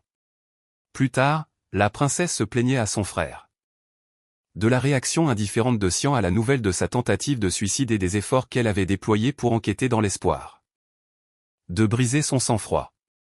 Le prince lui a dit que ses agissements ressemblaient à ceux des enfants qui taquinent la personne dont ils veulent attirer l'attention. La princesse s'est mise en colère et a nié. Mais elle a souligné que lui aussi prêtait beaucoup d'attention à Xian. Sur ce, le prince s'est avoué à contre-cœur qu'il était très intéressé par ce mystérieux jeune homme. Le prince Édith et la princesse Renée ont continué leur conversation au sujet de Xian. Le prince a admis que quelque chose l'inquiétait à propos de Xian, expliquant qu'il ne semblait pas être du genre à tenter de se suicider, car même si quelqu'un perd la mémoire, sa nature profonde ne change pas. Il a ajouté que Xian semblait être du genre à affronter ses problèmes et à les résoudre, pas à les fuir en mettant fin à ses jours, ce avec quoi Renée était d'accord. Le prince s'est également souvenu de l'expression de colère sur le visage de Xian le jour de l'incident au manoir de Vilan et s'est interrogé sur la raison de cette colère. Pendant ce temps, Kai réfléchissait à sa situation difficile. En colère contre Shano qu'il avait mis dans le corps d'une personne pleine de problèmes. Bien qu'il ait décidé d'ignorer l'affaire de la tentative de suicide du Xian originel. Il a commencé à craindre que la raison qui avait poussé Xian au désespoir puisse encore exister et l'affecter lui aussi. Par conséquent, il a décidé de comprendre au moins les circonstances entourant l'incident. Kai est allé voir son père, le comte Shuraton, et lui a demandé directement pourquoi il avait sauté.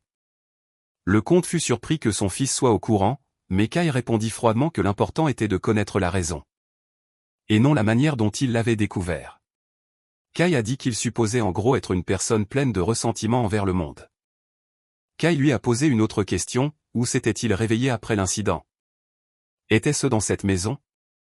Le comte a répondu non, révélant que l'endroit où l'incident s'était produit était l'Académie Gotha. Kai a commencé à analyser cette nouvelle information.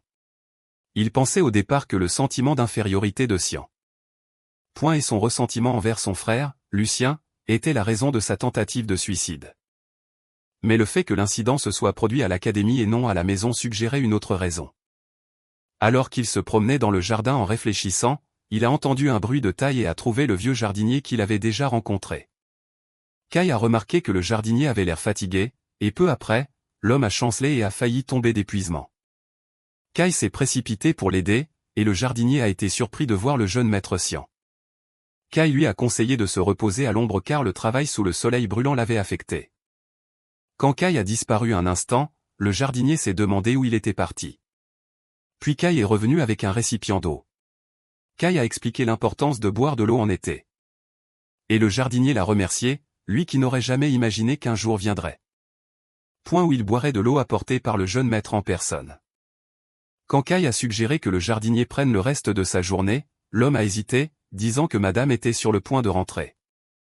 Kai commença à se demander quelle était l'identité de la dame que le jardinier avait mentionnée. Concluant qu'elle devait être la maîtresse du manoir Shuraton qu'il n'avait pas vue une seule fois. Le jardinier lui expliqua que la dame portait un grand intérêt au jardin. Et qu'elle voulait toujours le voir différent et nouveau, c'est pourquoi un nouveau jardin devait être terminé avant son retour. Ne lui laissant aucun répit durant cette saison. Le jardinier s'empressa alors de l'assurer qu'il ne voulait pas l'offenser. Et que la dame était une personne raffinée et que le problème venait de ses propres lacunes. Kai se dit que les jardins changeaient naturellement avec les saisons, et que le désir de changements uniquement artificiels et ostentatoires était un goût étrange. Il en conclut que bien qu'il ne l'ait pas rencontré, il pouvait deviner son type de personnalité. À travers cette méthode de tourmenter ses subordonnés. À ce moment-là, Kai entendit la servante l'appeler d'urgence. La servante, Paige, arriva en haletant et dit avec empressement à Kai qu'il devait vite rentrer. Parce que la dame était de retour. En effet, la dame, une comtesse aux longs cheveux bleus foncés, était arrivée et fut accueillie par son fils aîné, Lucien. Elle échangea avec lui des compliments superficiels, disant qu'il avait l'air en bonne santé grâce à son excellence. Et commença, sur un ton faussement enjoué, à faire des allusions et à se demander qui était la raison pour laquelle son fils aîné avait de telles qualités. Elle répondit elle-même qu'il devait avoir hérité cette excellence d'elle, car elle était sa mère. Ce qui mit Lucien mal à l'aise, comme toujours avec elle. La comtesse se tourna ensuite pour parler de Sian, feignant l'inquiétude après avoir entendu parler de son accident. Quand Kai arriva, il les vit ensemble. Elle courut vers Kai et lui saisit les mains, exprimant son extrême inquiétude pour lui. Et qu'elle aurait souhaité être à ses côtés pendant sa maladie. Je remarquai comment ses expressions faciales changeaient en un clin d'œil. La comtesse gronda Kai de ne pas l'avoir salué. Et lui demanda s'il l'avait oubliée elle aussi, à cause de son amnésie. Elle commença alors à lui reprocher d'avoir choisi de sauter du bâtiment et d'avoir inquiété tout le monde. Et d'avoir pensé à jeter la vie qu'elle lui avait donnée. Lucien essaya de l'arrêter. Mais elle l'ignora et continua son attaque psychologique, révélant à Kai que sa vraie mère était morte en lui donnant naissance. Kai fut choqué par cette information. Tandis que Lucien essayait désespérément de le convaincre de ne pas écouter. La comtesse feignit la surprise, demandant s'il avait oublié cela aussi, puis le réprimanda durement pour avoir oublié sa mère, qui avait souffert pour lui donner naissance et était morte à cause de lui. Lucien réalisa que c'était sa méthode de torture constante. Ses paroles en apparence bienveillantes étaient toujours remplies d'épines empoisonnées qui avaient acculé et tourmenté Sian. Toute sa vie, la comtesse a poursuivi son attaque, disant qu'elle comprenait maintenant pourquoi il avait choisi de mourir. Et que puisqu'il avait tué sa mère, il devait vivre avec encore plus d'acharnement pour compenser aussi la vie de celle-ci. Lucien lui a attrapé le bras, le suppliant de ne pas se laisser tromper par les paroles de sa belle-mère. Et l'assurant que le Sian actuel était différent. À ce moment-là, Kai a tout compris. Il a finalement compris la raison de la vie misérable du Sian originel, Lucien n'était pas le problème. Mais il y avait une femme à ses côtés qui remuait le couteau dans ses plaies et les lui rappelait constamment. Très calmement, Kai a confronté sa belle-mère, l'assurant que la mort de sa mère biologique n'était absolument pas de sa faute. La comtesse a été choquée par sa réponse, alors Kai a continué, expliquant que la mort est un destin déterminé par le dieu de la mort, et que ce n'est pas quelque chose pour lequel on peut blâmer les humains. Et qu'il était parfaitement conscient que sa mère n'était pas morte à cause de lui, donc il n'y avait pas besoin de répéter ce mensonge. La comtesse est devenue furieuse car elle n'avait pas l'habitude que Sian lui réponde de cette manière. Auparavant, il souffrait et s'enfuyait en pleurant chaque fois qu'elle le confrontait avec ses mots.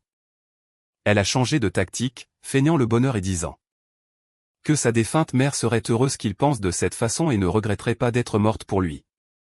Kai a été d'accord avec elle, puis lui a posé une question embarrassante, si elle devait choisir entre sa vie et celle de son fils. Est-ce qu'elle se choisirait elle-même? Décontenancée, elle a répondu que bien sûr, elle choisirait son fils. Ce à quoi Kai a répondu que sa vraie mère aurait fait la même chose. La comtesse a réalisé que Sian n'était plus le garçon fragile qu'elle connaissait. Et que sa perte de mémoire avait complètement changé sa personnalité. À ce moment-là, Lucien a éclaté de rire, fou de joie. Quand sa mère lui a demandé pourquoi il riait, il s'est excusé, en disant que ce que Sian avait dit était quelque chose qu'il souhaitait entendre de sa part depuis longtemps. Et qu'il riait de pur bonheur. Cela a encore plus mis en colère la comtesse, qui a grondé Lucien pour sa réponse et a accusé les deux frères de s'être ligués pour se moquer d'elle. Et a menacé de tout raconter à leur père.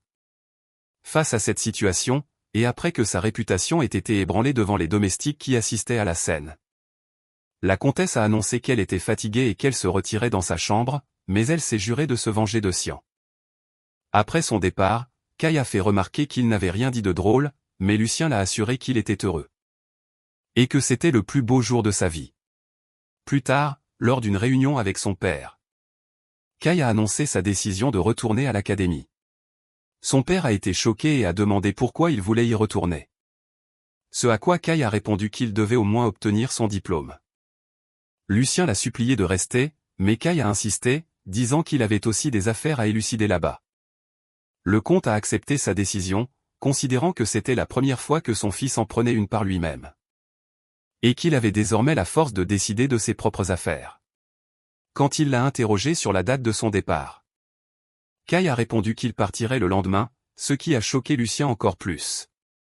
Après que Kai a pris sa décision, il a rassuré son frère Lucien. Qui a compris sa décision et lui a demandé d'arrêter de surréagir. Le lendemain matin, Lucien a découvert que son frère était déjà parti. Laissant derrière lui un court message qui disait « Je reviendrai, ne t'inquiète pas ». Pendant ce temps, le vieux jardinier Bison se dirigeait vers le jardin pour travailler, ignorant le conseil du médecin de se reposer. Car la comtesse était de retour et que le travail devait être terminé rapidement. Mais en arrivant, il fut stupéfait de découvrir que l'énorme statue sur laquelle il travaillait avait été entièrement et magistralement terminée pendant la nuit. Il a immédiatement compris qu'il s'agissait de la même technique de sculpture magistrale qu'il avait vue sur la petite statue de la jeune Josette, et il s'est interrogé sur l'identité de ce mystérieux sculpteur de génie. En chemin, Kai a réalisé qu'il ne connaissait pas du tout la route pour se rendre à l'académie et qu'il ne pouvait pas retourner au manoir pour demander un garde. Après la scène qu'il avait provoquée lors de son départ, il a décidé de se concentrer d'abord sur la sortie de la capitale, alors il a demandé à un passant le chemin vers les portes extérieures. L'homme lui a donné des indications simples, mais après 1 heure de marche, Kai a senti que quelque chose n'allait pas, alors il a de nouveau demandé au même homme, qui a répété les mêmes indications. Kai l'a remercié pour son aide. Puis s'est remis en route après avoir encore marché longtemps en vain. Il s'est arrêté pour demander à une autre personne, pour seulement découvrir que c'était le même homme aux cheveux bleus pour la 3e fois. Kai a finalement compris qu'il tournait en rond. Le jeune homme a commenté avec sarcasme qu'il n'avait jamais vu quelqu'un avoir autant de mal à trouver les portes extérieures. Et que c'était la 6e fois qu'ils se rencontraient. Le jeune homme a eu pitié de Kai et a décidé de l'y emmener lui-même.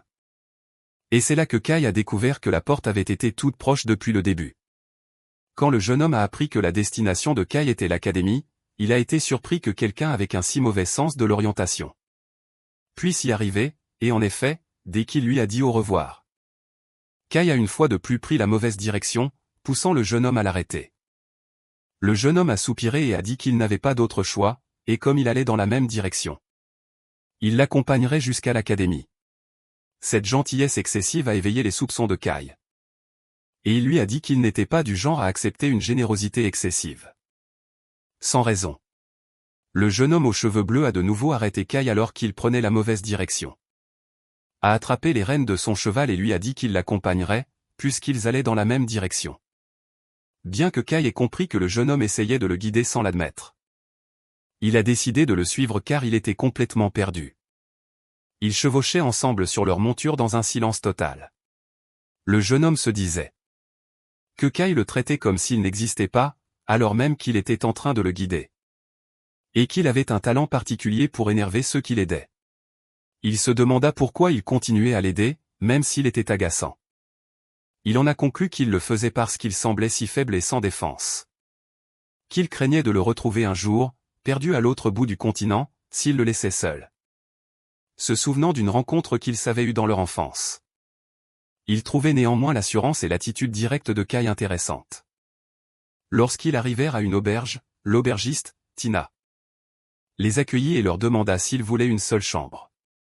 Ils s'empressèrent tous les deux d'affirmer qu'ils n'étaient pas ensemble. Et Kai demanda alors des chambres séparées, des repas et de l'eau pour le bain. Tina expliqua qu'elle s'apprêtait à les servir après avoir conduit le jeune homme et Kai à leur chambre. Elle retourna préparer leur repas. Des hommes cherchant les ennuis firent leur apparition et se mirent à la chercher, provoquant un vacarme. Tina tenta de se cacher d'eux, car son père lui avait demandé de les éviter afin qu'ils ne saccagent pas l'endroit. Le jeune homme aux cheveux bleus et Kai apparurent derrière elle. Et la distrayèrent en faisant semblant d'avoir faim. Tina alla leur préparer à manger. Et les fauteurs de troubles se réjouirent en voyant qu'elle était enfin là. Tina s'excusa auprès de Kai et du jeune homme, par manque de place dans sa taverne, et leur a demandé de partager une table. Mais l'un des fauteurs de troubles l'a attrapé violemment. Tina lui. Mais il a continué à la harceler. Son père a essayé de la défendre. Mais l'agresseur l'a poussée violemment et l'a jetée au sol. L'agresseur a ensuite de nouveau attrapé Tina alors qu'elle criait à l'aide. Le jeune homme aux cheveux bleus est intervenu dans la bagarre.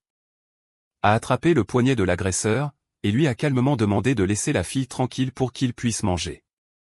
L'agresseur a pensé que ce jeune homme cherchait la mort, et comme il avait hâte de se battre, il a décidé d'exaucer son vœu. Le commentaire glacial de Kai, disant que l'agresseur n'apprécierait pas le combat, a déconcerté l'homme. Le jeune homme a attrapé l'agresseur et lui a dit qu'il ne cherchait pas les ennuis. Mais qu'il ne les fuyait pas non plus. Puis il lui a broyé la main avec une force immense, faisant hurler l'homme de douleur. Les compagnons de l'agresseur ont été choqués par cette force inattendue.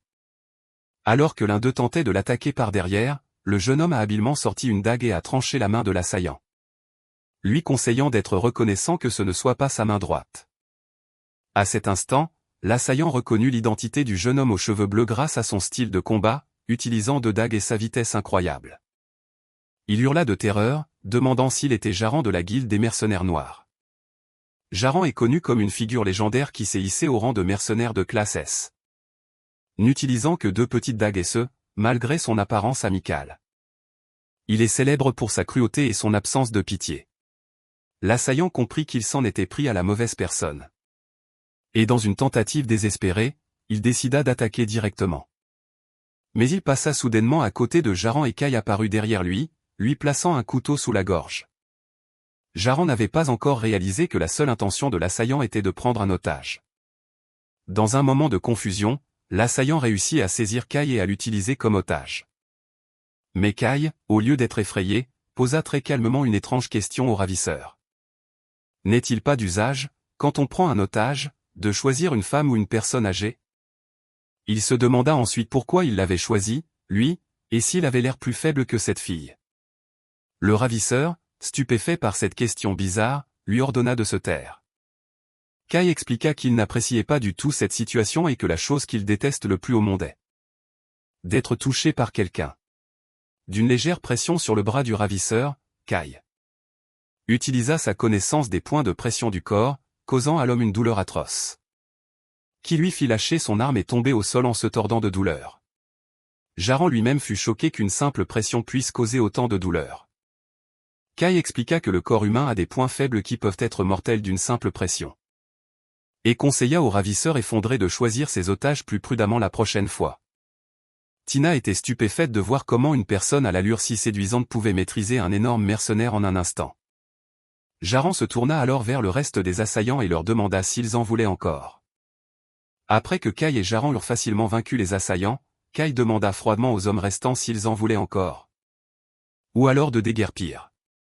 Les hommes s'enfuirent, terrorisés, en s'excusant pour le dérangement. Alors que Kai était assis à table, Jaran était impressionné par lui, réalisant qu'il n'était pas seulement le jeune maître silencieux et têtu qu'il avait d'abord cru. Kai dit à Jaran qu'il n'était pas nécessaire qu'ils s'assoient ensemble, puisqu'ils n'étaient pas compagnons de voyage. Mais Jaran insista pour qu'ils mangent ensemble. Jaran insista sur le fait que c'était lui qui se sentait seul, et demanda à Kai de manger avec lui. Kai accepta à contre-cœur, s'avouant à lui-même que Jaran l'avait aidé à arriver ici en toute sécurité, et qu'il ne pouvait pas simplement l'ignorer froidement. Alors qu'ils étaient assis, ils ont réalisé qu'ils ne connaissaient pas encore leurs noms respectifs. Le jeune homme aux cheveux bleus s'est donc présenté comme étant Jaran. Kai a répondu qu'il s'appelait Sian. Et ils se sont serrés la main. Alors qu'ils reprenaient leur voyage, Jaran a demandé à Kai pourquoi il allait à l'académie. Kai a répondu qu'il avait ses raisons personnelles et lui a demandé de ne pas s'inquiéter. Jaran lui a dit que le quartier général de la guilde des mercenaires noirs se trouvait également dans la capitale. Il pourrait donc l'emmener à l'académie. Il l'a ensuite interrogé sur la technique qu'il avait utilisée à la fin, pour maîtriser l'énorme mercenaire avec seulement 2 doigts. Kai a répondu vaguement qu'il l'avait apprise naturellement il y a longtemps. Mais la vérité, comme il se le rappelait, remontait à son passé. Quand il a commencé à apprendre l'art de la fabrication de poupées afin de créer parfaitement une poupée vivante. Il a dû étudier le corps humain en profondeur, non seulement en lisant tous les livres disponibles, mais aussi en achetant des cadavres et en les disséquant. Grâce à cette étude, il a naturellement appris tous les points faibles et les points de pression du corps humain, mais il a décidé de ne pas tout raconter à Jaran. Ils ont continué à discuter ensemble pendant un long moment, si bien que le temps est passé vite. Lorsqu'ils sont arrivés à un village nommé Abli, où ils prévoyaient de passer la nuit, Kai s'est soudainement arrêté, une expression d'horreur dans les yeux. Kai avait eu une vision claire. Ce jour-là, tous les habitants de ce village allaient mourir. À l'auberge du village, Kai était distrait. Alors Jaran lui a demandé s'il devait vraiment rester là. Jaran a fait remarquer que le soleil s'était couché. Et que le prochain village était à une demi-journée de marche, ce qui signifiait que partir maintenant les forcerait à passer la nuit à la belle étoile. Jaran s'adressa à Kai d'un ton curieux, remarquant que son visage était soucieux depuis un moment. Puis il lui demanda où il allait. Kai répondit qu'il sortait juste prendre l'air. Jaran demanda à Kai de le laisser l'accompagner, mais Kai expliqua calmement qu'il préférait sortir seul. Pour réfléchir à quelque chose, et c'est là qu'il vit ce qui confirma sa vision. Le village grouillait de faucheuses. Kai se demanda pourquoi il devrait s'en soucier, puisqu'il n'était plus une faucheuse et n'avait aucune responsabilité. Il décida que tout ce qu'il avait à faire était de partir tôt le matin, mais alors qu'il s'apprêtait à retourner à l'auberge. Une petite fille agrippa ses vêtements pendant que Kai était perdu dans ses pensées. Une petite fille l'interrompit et lui offrit un bonbon. Kai lui demanda pourquoi, et elle répondit qu'elle avait vu qu'il avait l'air triste. La petite fille, qui s'appelait Miro, expliqua que ce bonbon l'aidait quand elle était triste. Puis sa mère l'appela et elle partit en courant. Kai se sentit triste pour le destin de cette innocente petite fille. Après son départ, Kai décida de retourner à l'auberge, mais il réalisa une fois de plus qu'il s'était perdu. Jaran est soudainement apparu, et Kai lui a demandé comment il l'avait trouvé. Jaran a répondu qu'il l'avait suivi. Parce qu'il s'attendait à ce qu'il se perde, et il avait raison. Jaran a ramené Kai à l'auberge en prenant un raccourci, ce qui a fait remarquer à Kai que Jaran connaissait bien le village. Jaran a expliqué qu'il avait visité le village de nombreuses fois pour des missions commerciales, puis a plutôt demandé à Kai s'il avait une famille. Jaran a répondu que toute sa famille était décédée. Kai lui a alors posé une question directe et choquante. Sont-ils tous morts le même jour? Jaran était sous le choc. Et a confirmé qu'ils étaient morts dans un accident quand il était jeune, demandant à Kai comment il le savait. Kai s'est excusé pour son indiscrétion, disant que c'était juste par curiosité. Plus tard cette nuit-là, Jaran s'est faufilé hors de l'auberge vêtu d'une cape, mais Kai l'a intercepté dans une ruelle sombre. Et lui a demandé pourquoi il sortait. Jaran, surpris, lui a demandé comment il connaissait ses faits et gestes. Kai a prétendu l'avoir suivi parce qu'il semblait suspect, mais la vérité, comme il le pensait en lui-même, était qu'il soupçonnait Jaran d'être celui qui apporterait la mort à ce village. Peut-être à cause de ce qui s'y était passé 20 ans plus tôt. Les soupçons de Kai se sont confirmés. Jaran était cet enfant qu'il avait rencontré il y a 20 ans. Kai, avec ses souvenirs d'ancienne faucheuse, s'est remémoré les détails de l'incident tragique. Il avait visité ce village 20 ans auparavant. À cause d'une terrible épidémie qui se propageait. Les villageois, qui dépendaient des voyageurs pour leur subsistance, craignaient que la nouvelle de l'épidémie ne détruise leur économie, alors ils ont commis un crime horrible. Ils ont pris la famille de Jaran, les premiers à être infectés, et les ont enterrés vivants pour étouffer l'affaire. La famille de Jaran avait pressenti leur destin tragique et avait secrètement envoyé leur jeune fils, Jaran, le seul qui n'était pas infecté, hors du village pour le sauver. Mais le petit garçon a tout vu et a été témoin du meurtre de toute sa famille. Des mains de ses voisins. Kai a continué de raconter l'histoire tragique de Jaran, expliquant comment ce petit garçon a vu ses parents et sa sœur se faire enterrer vivants par les villageois. Le garçon s'est enfui pour sauver sa vie, mais il est revenu des années plus tard, le cœur brûlant de haine et d'un désir de vengeance. Son plan était d'empoisonner le puits et de tuer tout le monde au village. De retour au présent, Jaran a admis que tout ce que Kai disait était vrai. Et que ce qu'il faisait n'était qu'une vengeance, mais il a de nouveau demandé à Kai comment il savait tout cela. Kai a expliqué que parfois, si une âme défunte le souhaite ardemment et obtient la permission du dieu de la mort, elle peut rester auprès de ses proches pour les protéger. Il a souligné que la chance que Jaran avait eue si souvent dans sa vie, y compris leurs fréquentes rencontres, en était la preuve. Ce n'était pas une coïncidence mais grâce aux esprits gardiens de sa famille qui le guidaient et le protégeaient. Kai dit à Jaran, en parlant du grand village, que le dernier souhait de sa famille était peut-être de rester près de lui. Le garçon qui avait perdu sa famille très jeune. Jaran ne crut pas à cette histoire. Alors Kai lui dit que sa famille lui était apparue en rêve et lui avait tout raconté. Jaran se mit en colère et refusa de croire à ses sornettes, insistant sur le fait qu'il avait vécu plus de 10 ans en attendant l'heure de sa vengeance. Kai tenta de le persuader de changer d'avis, l'avertissant que s'il tuait tous ces gens, il passerait le reste de sa vie à entendre leurs cris d'horreur. Il lui demanda s'il croyait vraiment que la vengeance lui apporterait le bonheur. Et lui proposa ensuite de lui raconter une vieille histoire de vengeance. Kai commença à raconter sa propre histoire sans révéler son identité. Parlant d'un homme qui avait une amante plus précieuse que sa propre vie, mais que les autres considéraient comme un mauvais présage et tentèrent de tuer. Alors, l'homme combattit le monde entier pour la protéger, mais dans un moment d'inattention. Son amante fut tuée. À partir de ce moment, la vengeance de l'homme commença. Il tua tous ceux qui avaient participé à sa mort, jusqu'à noyer le monde dans le sang. Et quand Jaran demanda ce qui était arrivé à cet homme une fois sa vengeance accomplie, Kai répondit qu'il avait regardé le monde qu'il avait détruit de ses propres mains et qu'il avait choisi la mort. Kai dit à Jaran qu'il ne l'arrêterait pas, mais qu'il voulait lui faire comprendre une vérité. La vengeance ne mène ni au bonheur ni à la libération, mais à plus de misère et à un lien horrible avec le passé. Ces paroles touchèrent Jaran, qui commença à douter de ce désir auquel il s'était accroché si longtemps. Et il se demanda si c'était la fin qu'il souhaitait, ou ce que sa famille aurait voulu pour lui. Voyant sa confusion, Kai lui proposa de lui confier l'affaire. Il lui demanda de lui remettre le poison et de le garder pour lui laisser le temps de réfléchir. Il lui promit que si, après mûre réflexion, il décidait que la vengeance était toujours plus importante que son bonheur, il pourrait revenir le voir et qu'il lui rendrait le poison sans un mot. Jaran accepta et tendit le poison à Kai. En retour, Kai lui donna le bonbon qu'il avait pris à la petite fille, en lui disant que quelqu'un lui avait dit un jour que c'était le meilleur des remèdes quand on est triste. Jaran regarda le bonbon dans sa main et éclata d'un rire hystérique qui se transforma en larmes, puis il se calma un peu, marmonnant que c'était un remède horrible. À cet instant, il sentit la présence des esprits gardiens de sa famille le réconforter. Plus tard, Shano apparut, lui disant qu'il avait fait quelque chose d'incroyable cette nuit-là, alors que Kai était dans sa chambre. Shano est apparu devant lui et l'a grondé, disant qu'il avait entendu dire qu'il avait causé beaucoup de problèmes.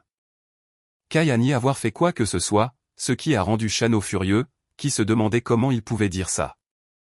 Après avoir ridiculisé de nombreuses faucheuses dans le village d'Abli, lui rappelant la règle selon laquelle quiconque interfère avec le travail du dieu de la mort peut être tué.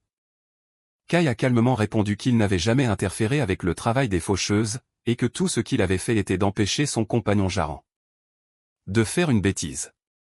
Shano a souri sarcastiquement et a commenté que Kai était devenu audacieux après être redevenu humain, ce à quoi Kai a répondu que ce n'était pas sa faute, mais celle de Shano pour l'avoir ramené à la vie sans le lui demander.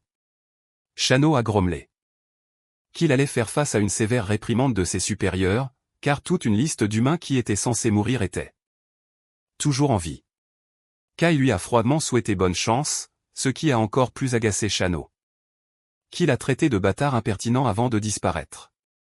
Au fond de lui, Kai connaissait l'ampleur du péché qu'il avait commis en empêchant la mort d'humains et réalisait que Shano se montrait indulgent avec lui. Il l'a donc remercié d'une voix faible.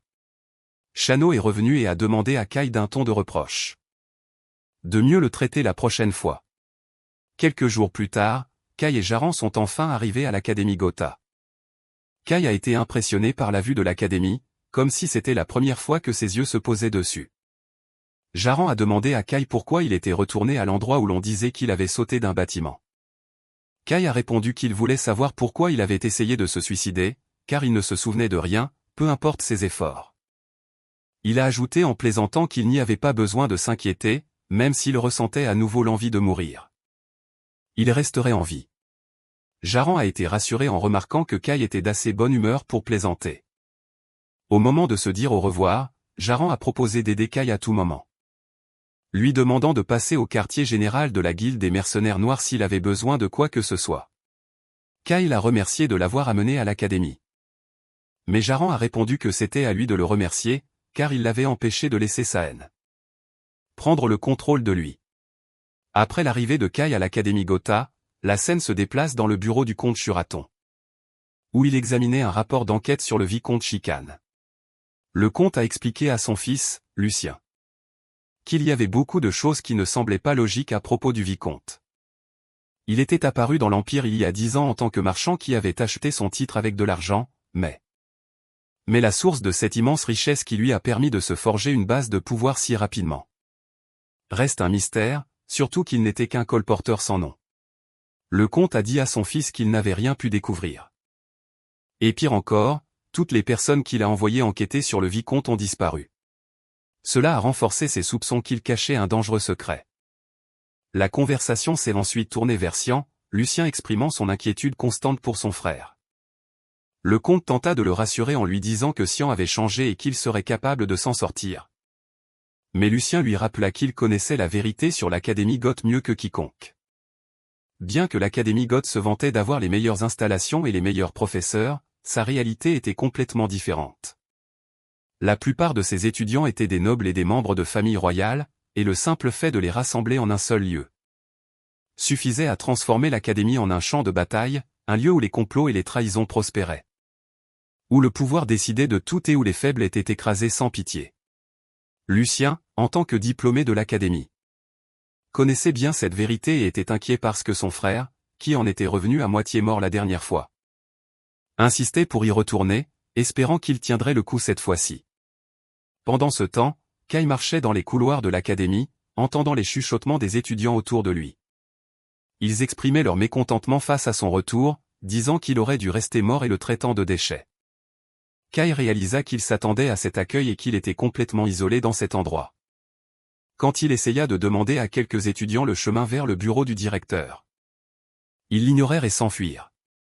Alors qu'il était perplexe, un jeune homme aux cheveux bruns l'interpella. Et lui proposa de lui montrer le chemin, bien qu'il n'ait pas l'air ravi de le faire. Dans le bureau du directeur, un homme corpulent portant un chapeau de magicien l'accueillit avec un enthousiasme exagéré et lui dit qu'il avait reçu une lettre de son père, indiquant que Sian recommencerait à zéro après l'accident qui avait causé sa perte de mémoire. Mais le directeur posa ensuite une question qui éveilla les soupçons de Kai, demandant si son père avait envoyé autre chose avec lui. Kai répondit qu'il pensait que le directeur avait déjà reçu toutes les nouvelles. Ce qui a dérouté le directeur, mais Kai a insisté pour lui demander s'il attendait autre chose. Mais Kai lui a répondu qu'il n'avait rien apporté avec lui. Le directeur a calmement dit à Kai qu'il pouvait partir, lui rappelant d'éviter de causer des ennuis inutiles désormais. Kai réalisa alors que l'homme attendait un pot de vin, une habitude bien loin de la famille Shuratan, connue pour son intégrité. À la porte, il trouva le jeune homme qui l'attendait toujours, et qui lui expliqua qu'il partageait la même chambre. Et qu'il avait attendu pour l'Y guider. Ce jeune homme se demandait pourquoi il attendait Sian. Car il ne l'appréciait pas vraiment. Le Sian d'avant était un garçon insupportable. Fort avec les faibles et faible avec les forts, et il avait toujours ignoré et méprisé ce jeune homme car c'était un roturier. Mais il remarqua que Sian semblait avoir changé depuis l'accident. Kai interrompit ses pensées en le remerciant d'avoir attendu.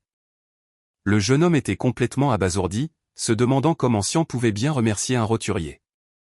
Cette situation le poussa à demander si la rumeur concernant sa perte de mémoire était vraie. Ce que Kai confirma, le jeune homme commença alors à comprendre la raison du comportement étrange de Sian.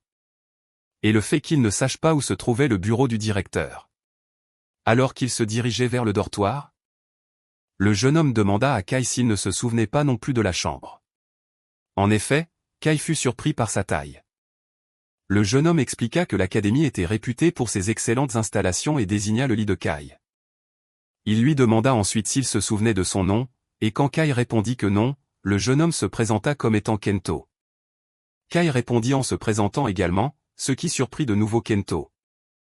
Car c'était la première fois que Sian se présentait par son nom, bien qu'ils partagent la même chambre depuis longtemps. Kento demanda à Kai pourquoi il était retourné à l'Académie après l'avoir quitté à cause d'un accident. Kai répondit clairement qu'il était revenu car il voulait connaître la raison de sa tentative de suicide.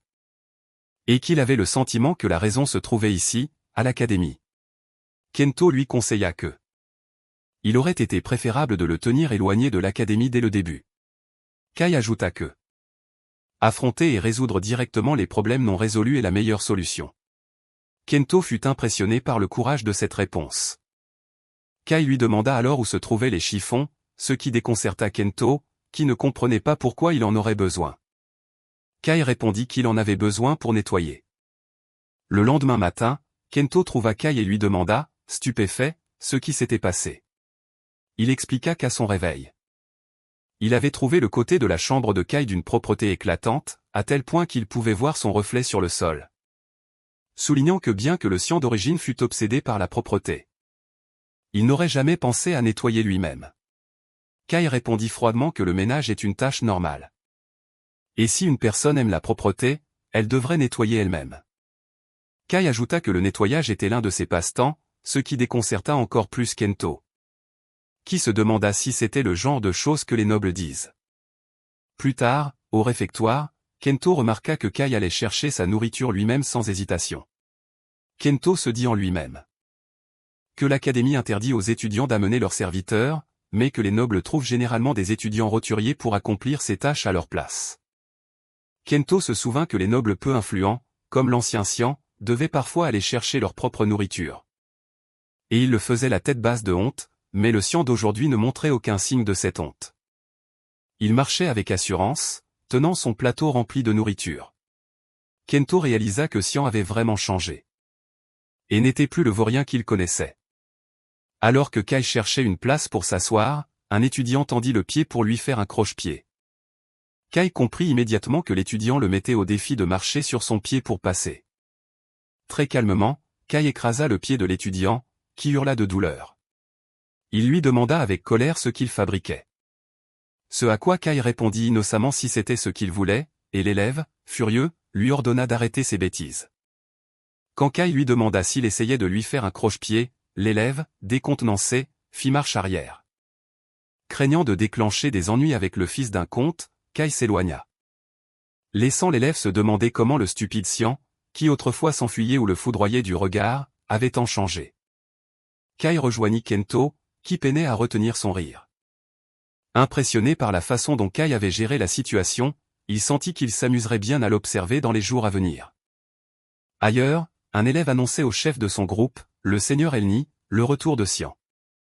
Elni accueillit la nouvelle avec un sourire narquois, commentant que grâce à cet enfoiré, il n'allait pas s'ennuyer de sitôt. Dans la salle de classe, Kai se retrouva la cible des brimades des élèves, qui continuaient de lui lancer des détritus et des boulettes de papier, mais quand l'un d'eux lui jeta un chiffon sale, sa patience atteignit ses limites et il le relança à son envoyeur, d'un air calme et menaçant, avertissant tout le monde que s'il lui jetait à nouveau des saletés, il s'assurerait qu'il comprenne le sens d'une vraie propreté. Avant que la situation ne dégénère, un nouveau professeur tout souriant entra dans la classe, souhaitant la bienvenue à tous. Le professeur entra dans la classe et remarqua l'atmosphère tendue. Se demandant pourquoi, car il était habitué à ce que les élèves soient heureux de le voir. Le professeur repéra Xian et au lieu de l'accueillir, il décida de l'humilier pour fêter son retour, lui demandant de résoudre un problème de maths extrêmement difficile au tableau. Pendant ce temps, Kai songea qu'il avait réalisé dès son premier jour à l'académie que personne n'approchait Xian avec de bonnes intentions. Les élèves se moquèrent de lui, s'attendant à un échec monumental. Et l'élève qui lui avait lancé le chiffon ricana, s'attendant à ce qu'il rate car les maths étaient sa pire matière. Mais Kai s'avança calmement vers le tableau et résolut le problème complexe en quelques secondes, laissant le professeur et les élèves en état de choc et d'incrédulité. Les élèves ne comprenaient pas comment Kai avait pu résoudre le problème si facilement. Son camarade de chambre, Kento, lui demanda comment il avait réussi alors que les maths étaient sa bête noire, ce à quoi Kai répondit avec flegme qu'il avait un peu étudié. Après l'accident, l'élève perturbateur était sidéré par cette transformation. Xian ne tombait plus dans les pièges, il avait pris confiance en lui. Et maintenant, il excellait aussi dans ses études. Ailleurs, un élève racontait à son chef, Seigneur Elni, que Xian avait changé. D'autres confirmèrent, notant que son aura avait complètement changé. Et qu'il était devenu étrangement froid, mais Elni refusa de le croire, pensant que l'accident lui avait seulement fait perdre le sens de la peur et qu'il se remettrait à pleurer et à le supplier dès que il le verrait. Elni ordonna à ses hommes de lui amener Xian la prochaine fois. Parce qu'il devait lui parler plus tard, Kento a trouvé Kai endormi dans le jardin de l'académie. Et lui a demandé pourquoi il dormait comme ça. Kai a expliqué qu'il était fatigué de devoir gérer tout le monde, qui essayait de lui chercher des noises, alors qu'il s'apprêtait à retourner au dortoir. Kai s'est soudainement arrêté et a remercié une personne invisible, expliquant qu'il la remerciait de l'avoir laissé partager l'espace. Kento était perplexe car il ne voyait personne, mais en réalité, une personne mystérieuse observait de loin. Et était choqué que Kai ait pu remarquer sa présence, c'était la première fois qu'il se faisait découvrir. De retour dans leur chambre, Kento a interrogé Kai sur l'autre personne qui partageait leur chambre. Remarquant qu'il n'était pas non plus rentré la nuit dernière, Kento a poursuivi sa conversation avec Kai, le mettant en garde contre leur troisième colocataire. Il a expliqué que cette personne est l'étudiant le plus dangereux de l'académie, et qu'aucun étudiant qui l'a mis en colère n'a été diplômé sans encombre. Il a ajouté que cet étudiant ne montre aucune pitié envers qui que ce soit, peu importe leur statut, et a commis de nombreux actes de violence horribles, malgré tous les problèmes qu'il cause. L'académie n'a pris aucune mesure contre lui, ce qui a conduit tout le monde à supposer qu'il appartient à une famille très influente. Kento a conseillé à Kai de l'éviter complètement car sa personnalité est exécrable. Plus tard, alors que Kai marchait dans l'un des couloirs de l'académie, une belle fille aux longs cheveux noirs est passée à côté de lui. À cet instant, Kai sentit son cœur battre la chamade, et il se demanda si c'était son cœur, et non son esprit, qui se souvenait de cette fille. Il en a conclu que le sien originel, qui était mort, était probablement amoureux d'elle, mais il a réglé la question dans son esprit, déclarant que ses sentiments n'existaient plus désormais. Kai l'a complètement ignorée et est passé devant elle sans le moindre intérêt, ce qui l'a surprise et choquée. Kento a remarqué la scène et lui a expliqué que la fille était Lady Emmeline Kaz, la fille unique de la famille du comte Kaz. Il a expliqué que le sien originel était tombé amoureux d'elle au premier regard et avait l'habitude de la suivre partout, alors qu'elle le méprisait intensément. Et cette relation à sens unique était connue de tous à l'académie. Kento s'est tourné vers Sian, exprimant son soulagement que Kai ait oublié cela et l'a ensuite exhorté à tenir bon et à rester fort. Cette nuit-là, Kento dormait dans leur chambre tandis qu'un jeune homme aux cheveux noirs en désordre s'est faufilé par la fenêtre. Kai était réveillé et l'a confronté calmement, notant que ses pas étaient trop assurés pour un voleur. Mais il n'avait aucune intention meurtrière pour être un assassin. Le jeune homme s'est allongé sur le lit vide. Kai a réalisé qu'il devait être leur troisième colocataire et s'est demandé pourquoi il entrait par la fenêtre au lieu de la porte. Le lendemain matin, Kento s'est réveillé et a hurlé de terreur en voyant leur colocataire, Roko. Kai lui a calmement dit que Roko était arrivé la nuit dernière et que Kento dormait si profondément qu'il ne l'avait pas senti. Roko, agacé par leur bruit, leur a immédiatement ordonné de se taire. Kento s'est rapidement excusé auprès de Roko de l'avoir dérangé. Kai a regardé Roko et a réalisé qu'il était la même personne mystérieuse qu'il observait dans le jardin la veille. Kai a remarqué que Roko avait l'air épuisé et débraillé. Roko a sèchement demandé à Kai ce qu'il regardait. Kai a répondu froidement qu'il regardait ses cheveux et ses vêtements en désordre. Kento est devenu nerveux face à la réponse audacieuse de Sian et s'est précipité vers lui, chuchotant avec panique, lui rappelant qu'il l'avait prévenu de ne pas chercher des ennuis à cette personne. Kai a ignoré les avertissements paniqués de Kento et a calmement demandé à leur nouveau colocataire, Roko, d'utiliser la porte au lieu de la fenêtre à l'avenir. Car entrer comme ça la nuit était agaçant. Ce commentaire a mis Roko en colère, qui a attrapé Kai par ses vêtements pendant que Kento hurlait de terreur, mais Kai, au lieu d'avoir peur, a mis sa main sur sa tête. Roko n'a pas compris pourquoi il faisait ça. Kai s'est calmement excusé, expliquant qu'il était frustré de ne pas pouvoir parler à quelqu'un en le regardant dans les yeux. Puis, il a soudainement changé de sujet, en disant que c'était l'heure du petit déjeuner. Kai a invité Roko à manger avec eux, mais Roko lui a dit de ficher le camp. Alors Kento a demandé à Sian d'arrêter de le provoquer. Kai les a ignorés et est parti, en disant qu'il les verrait en classe. Roko est resté perplexe, se demandant qui était cet étrange jeune homme. Kento a rattrapé Kai et lui a demandé s'il avait perdu le sens de la peur, en même temps que sa mémoire, lui rappelant à quel point Roko était dangereux et que l'ancien Sian n'osait même pas le regarder dans les yeux. Kai a répondu sarcastiquement qu'il ne pouvait pas le regarder dans les yeux parce que ses cheveux les couvraient. Dans le réfectoire, alors que Kento essayait encore de prévenir Kai, un autre étudiant, Robin, les a interrompus et a dit à Kai que le seigneur Elni voulait le voir. Kai a fait semblant de ne pas le connaître, ce qui a mis Robin en colère et il lui a ordonné de venir à leur salle de club juste après les cours. Après leur départ, Kai a demandé à Kento qui était Elni, et Kento lui a dit que c'était la personne qui avait rendu la vie de l'ancien Sian encore plus difficile. Kento a commencé à raconter l'histoire. Quand Sian s'est inscrit à l'académie pour la première fois, les étudiants se sont intéressés à lui pour sa beauté saisissante. Mais avec le temps, à cause de sa personnalité têtue et de son complexe d'infériorité, tout le monde a progressivement commencé à l'éviter. Pendant cette période, Elni, le fils d'un duc qui était comme le souverain absolu de l'académie, est apparu. Elni a commencé à torturer cruellement Sian, comme s'il jouait avec un jouet. Ce qui a poussé les autres étudiants à éviter Sian encore plus, et finalement, ils ont suivi le mouvement et ont commencé à le harceler aux côtés d'Elni, et Elni ciblait à nouveau Sian.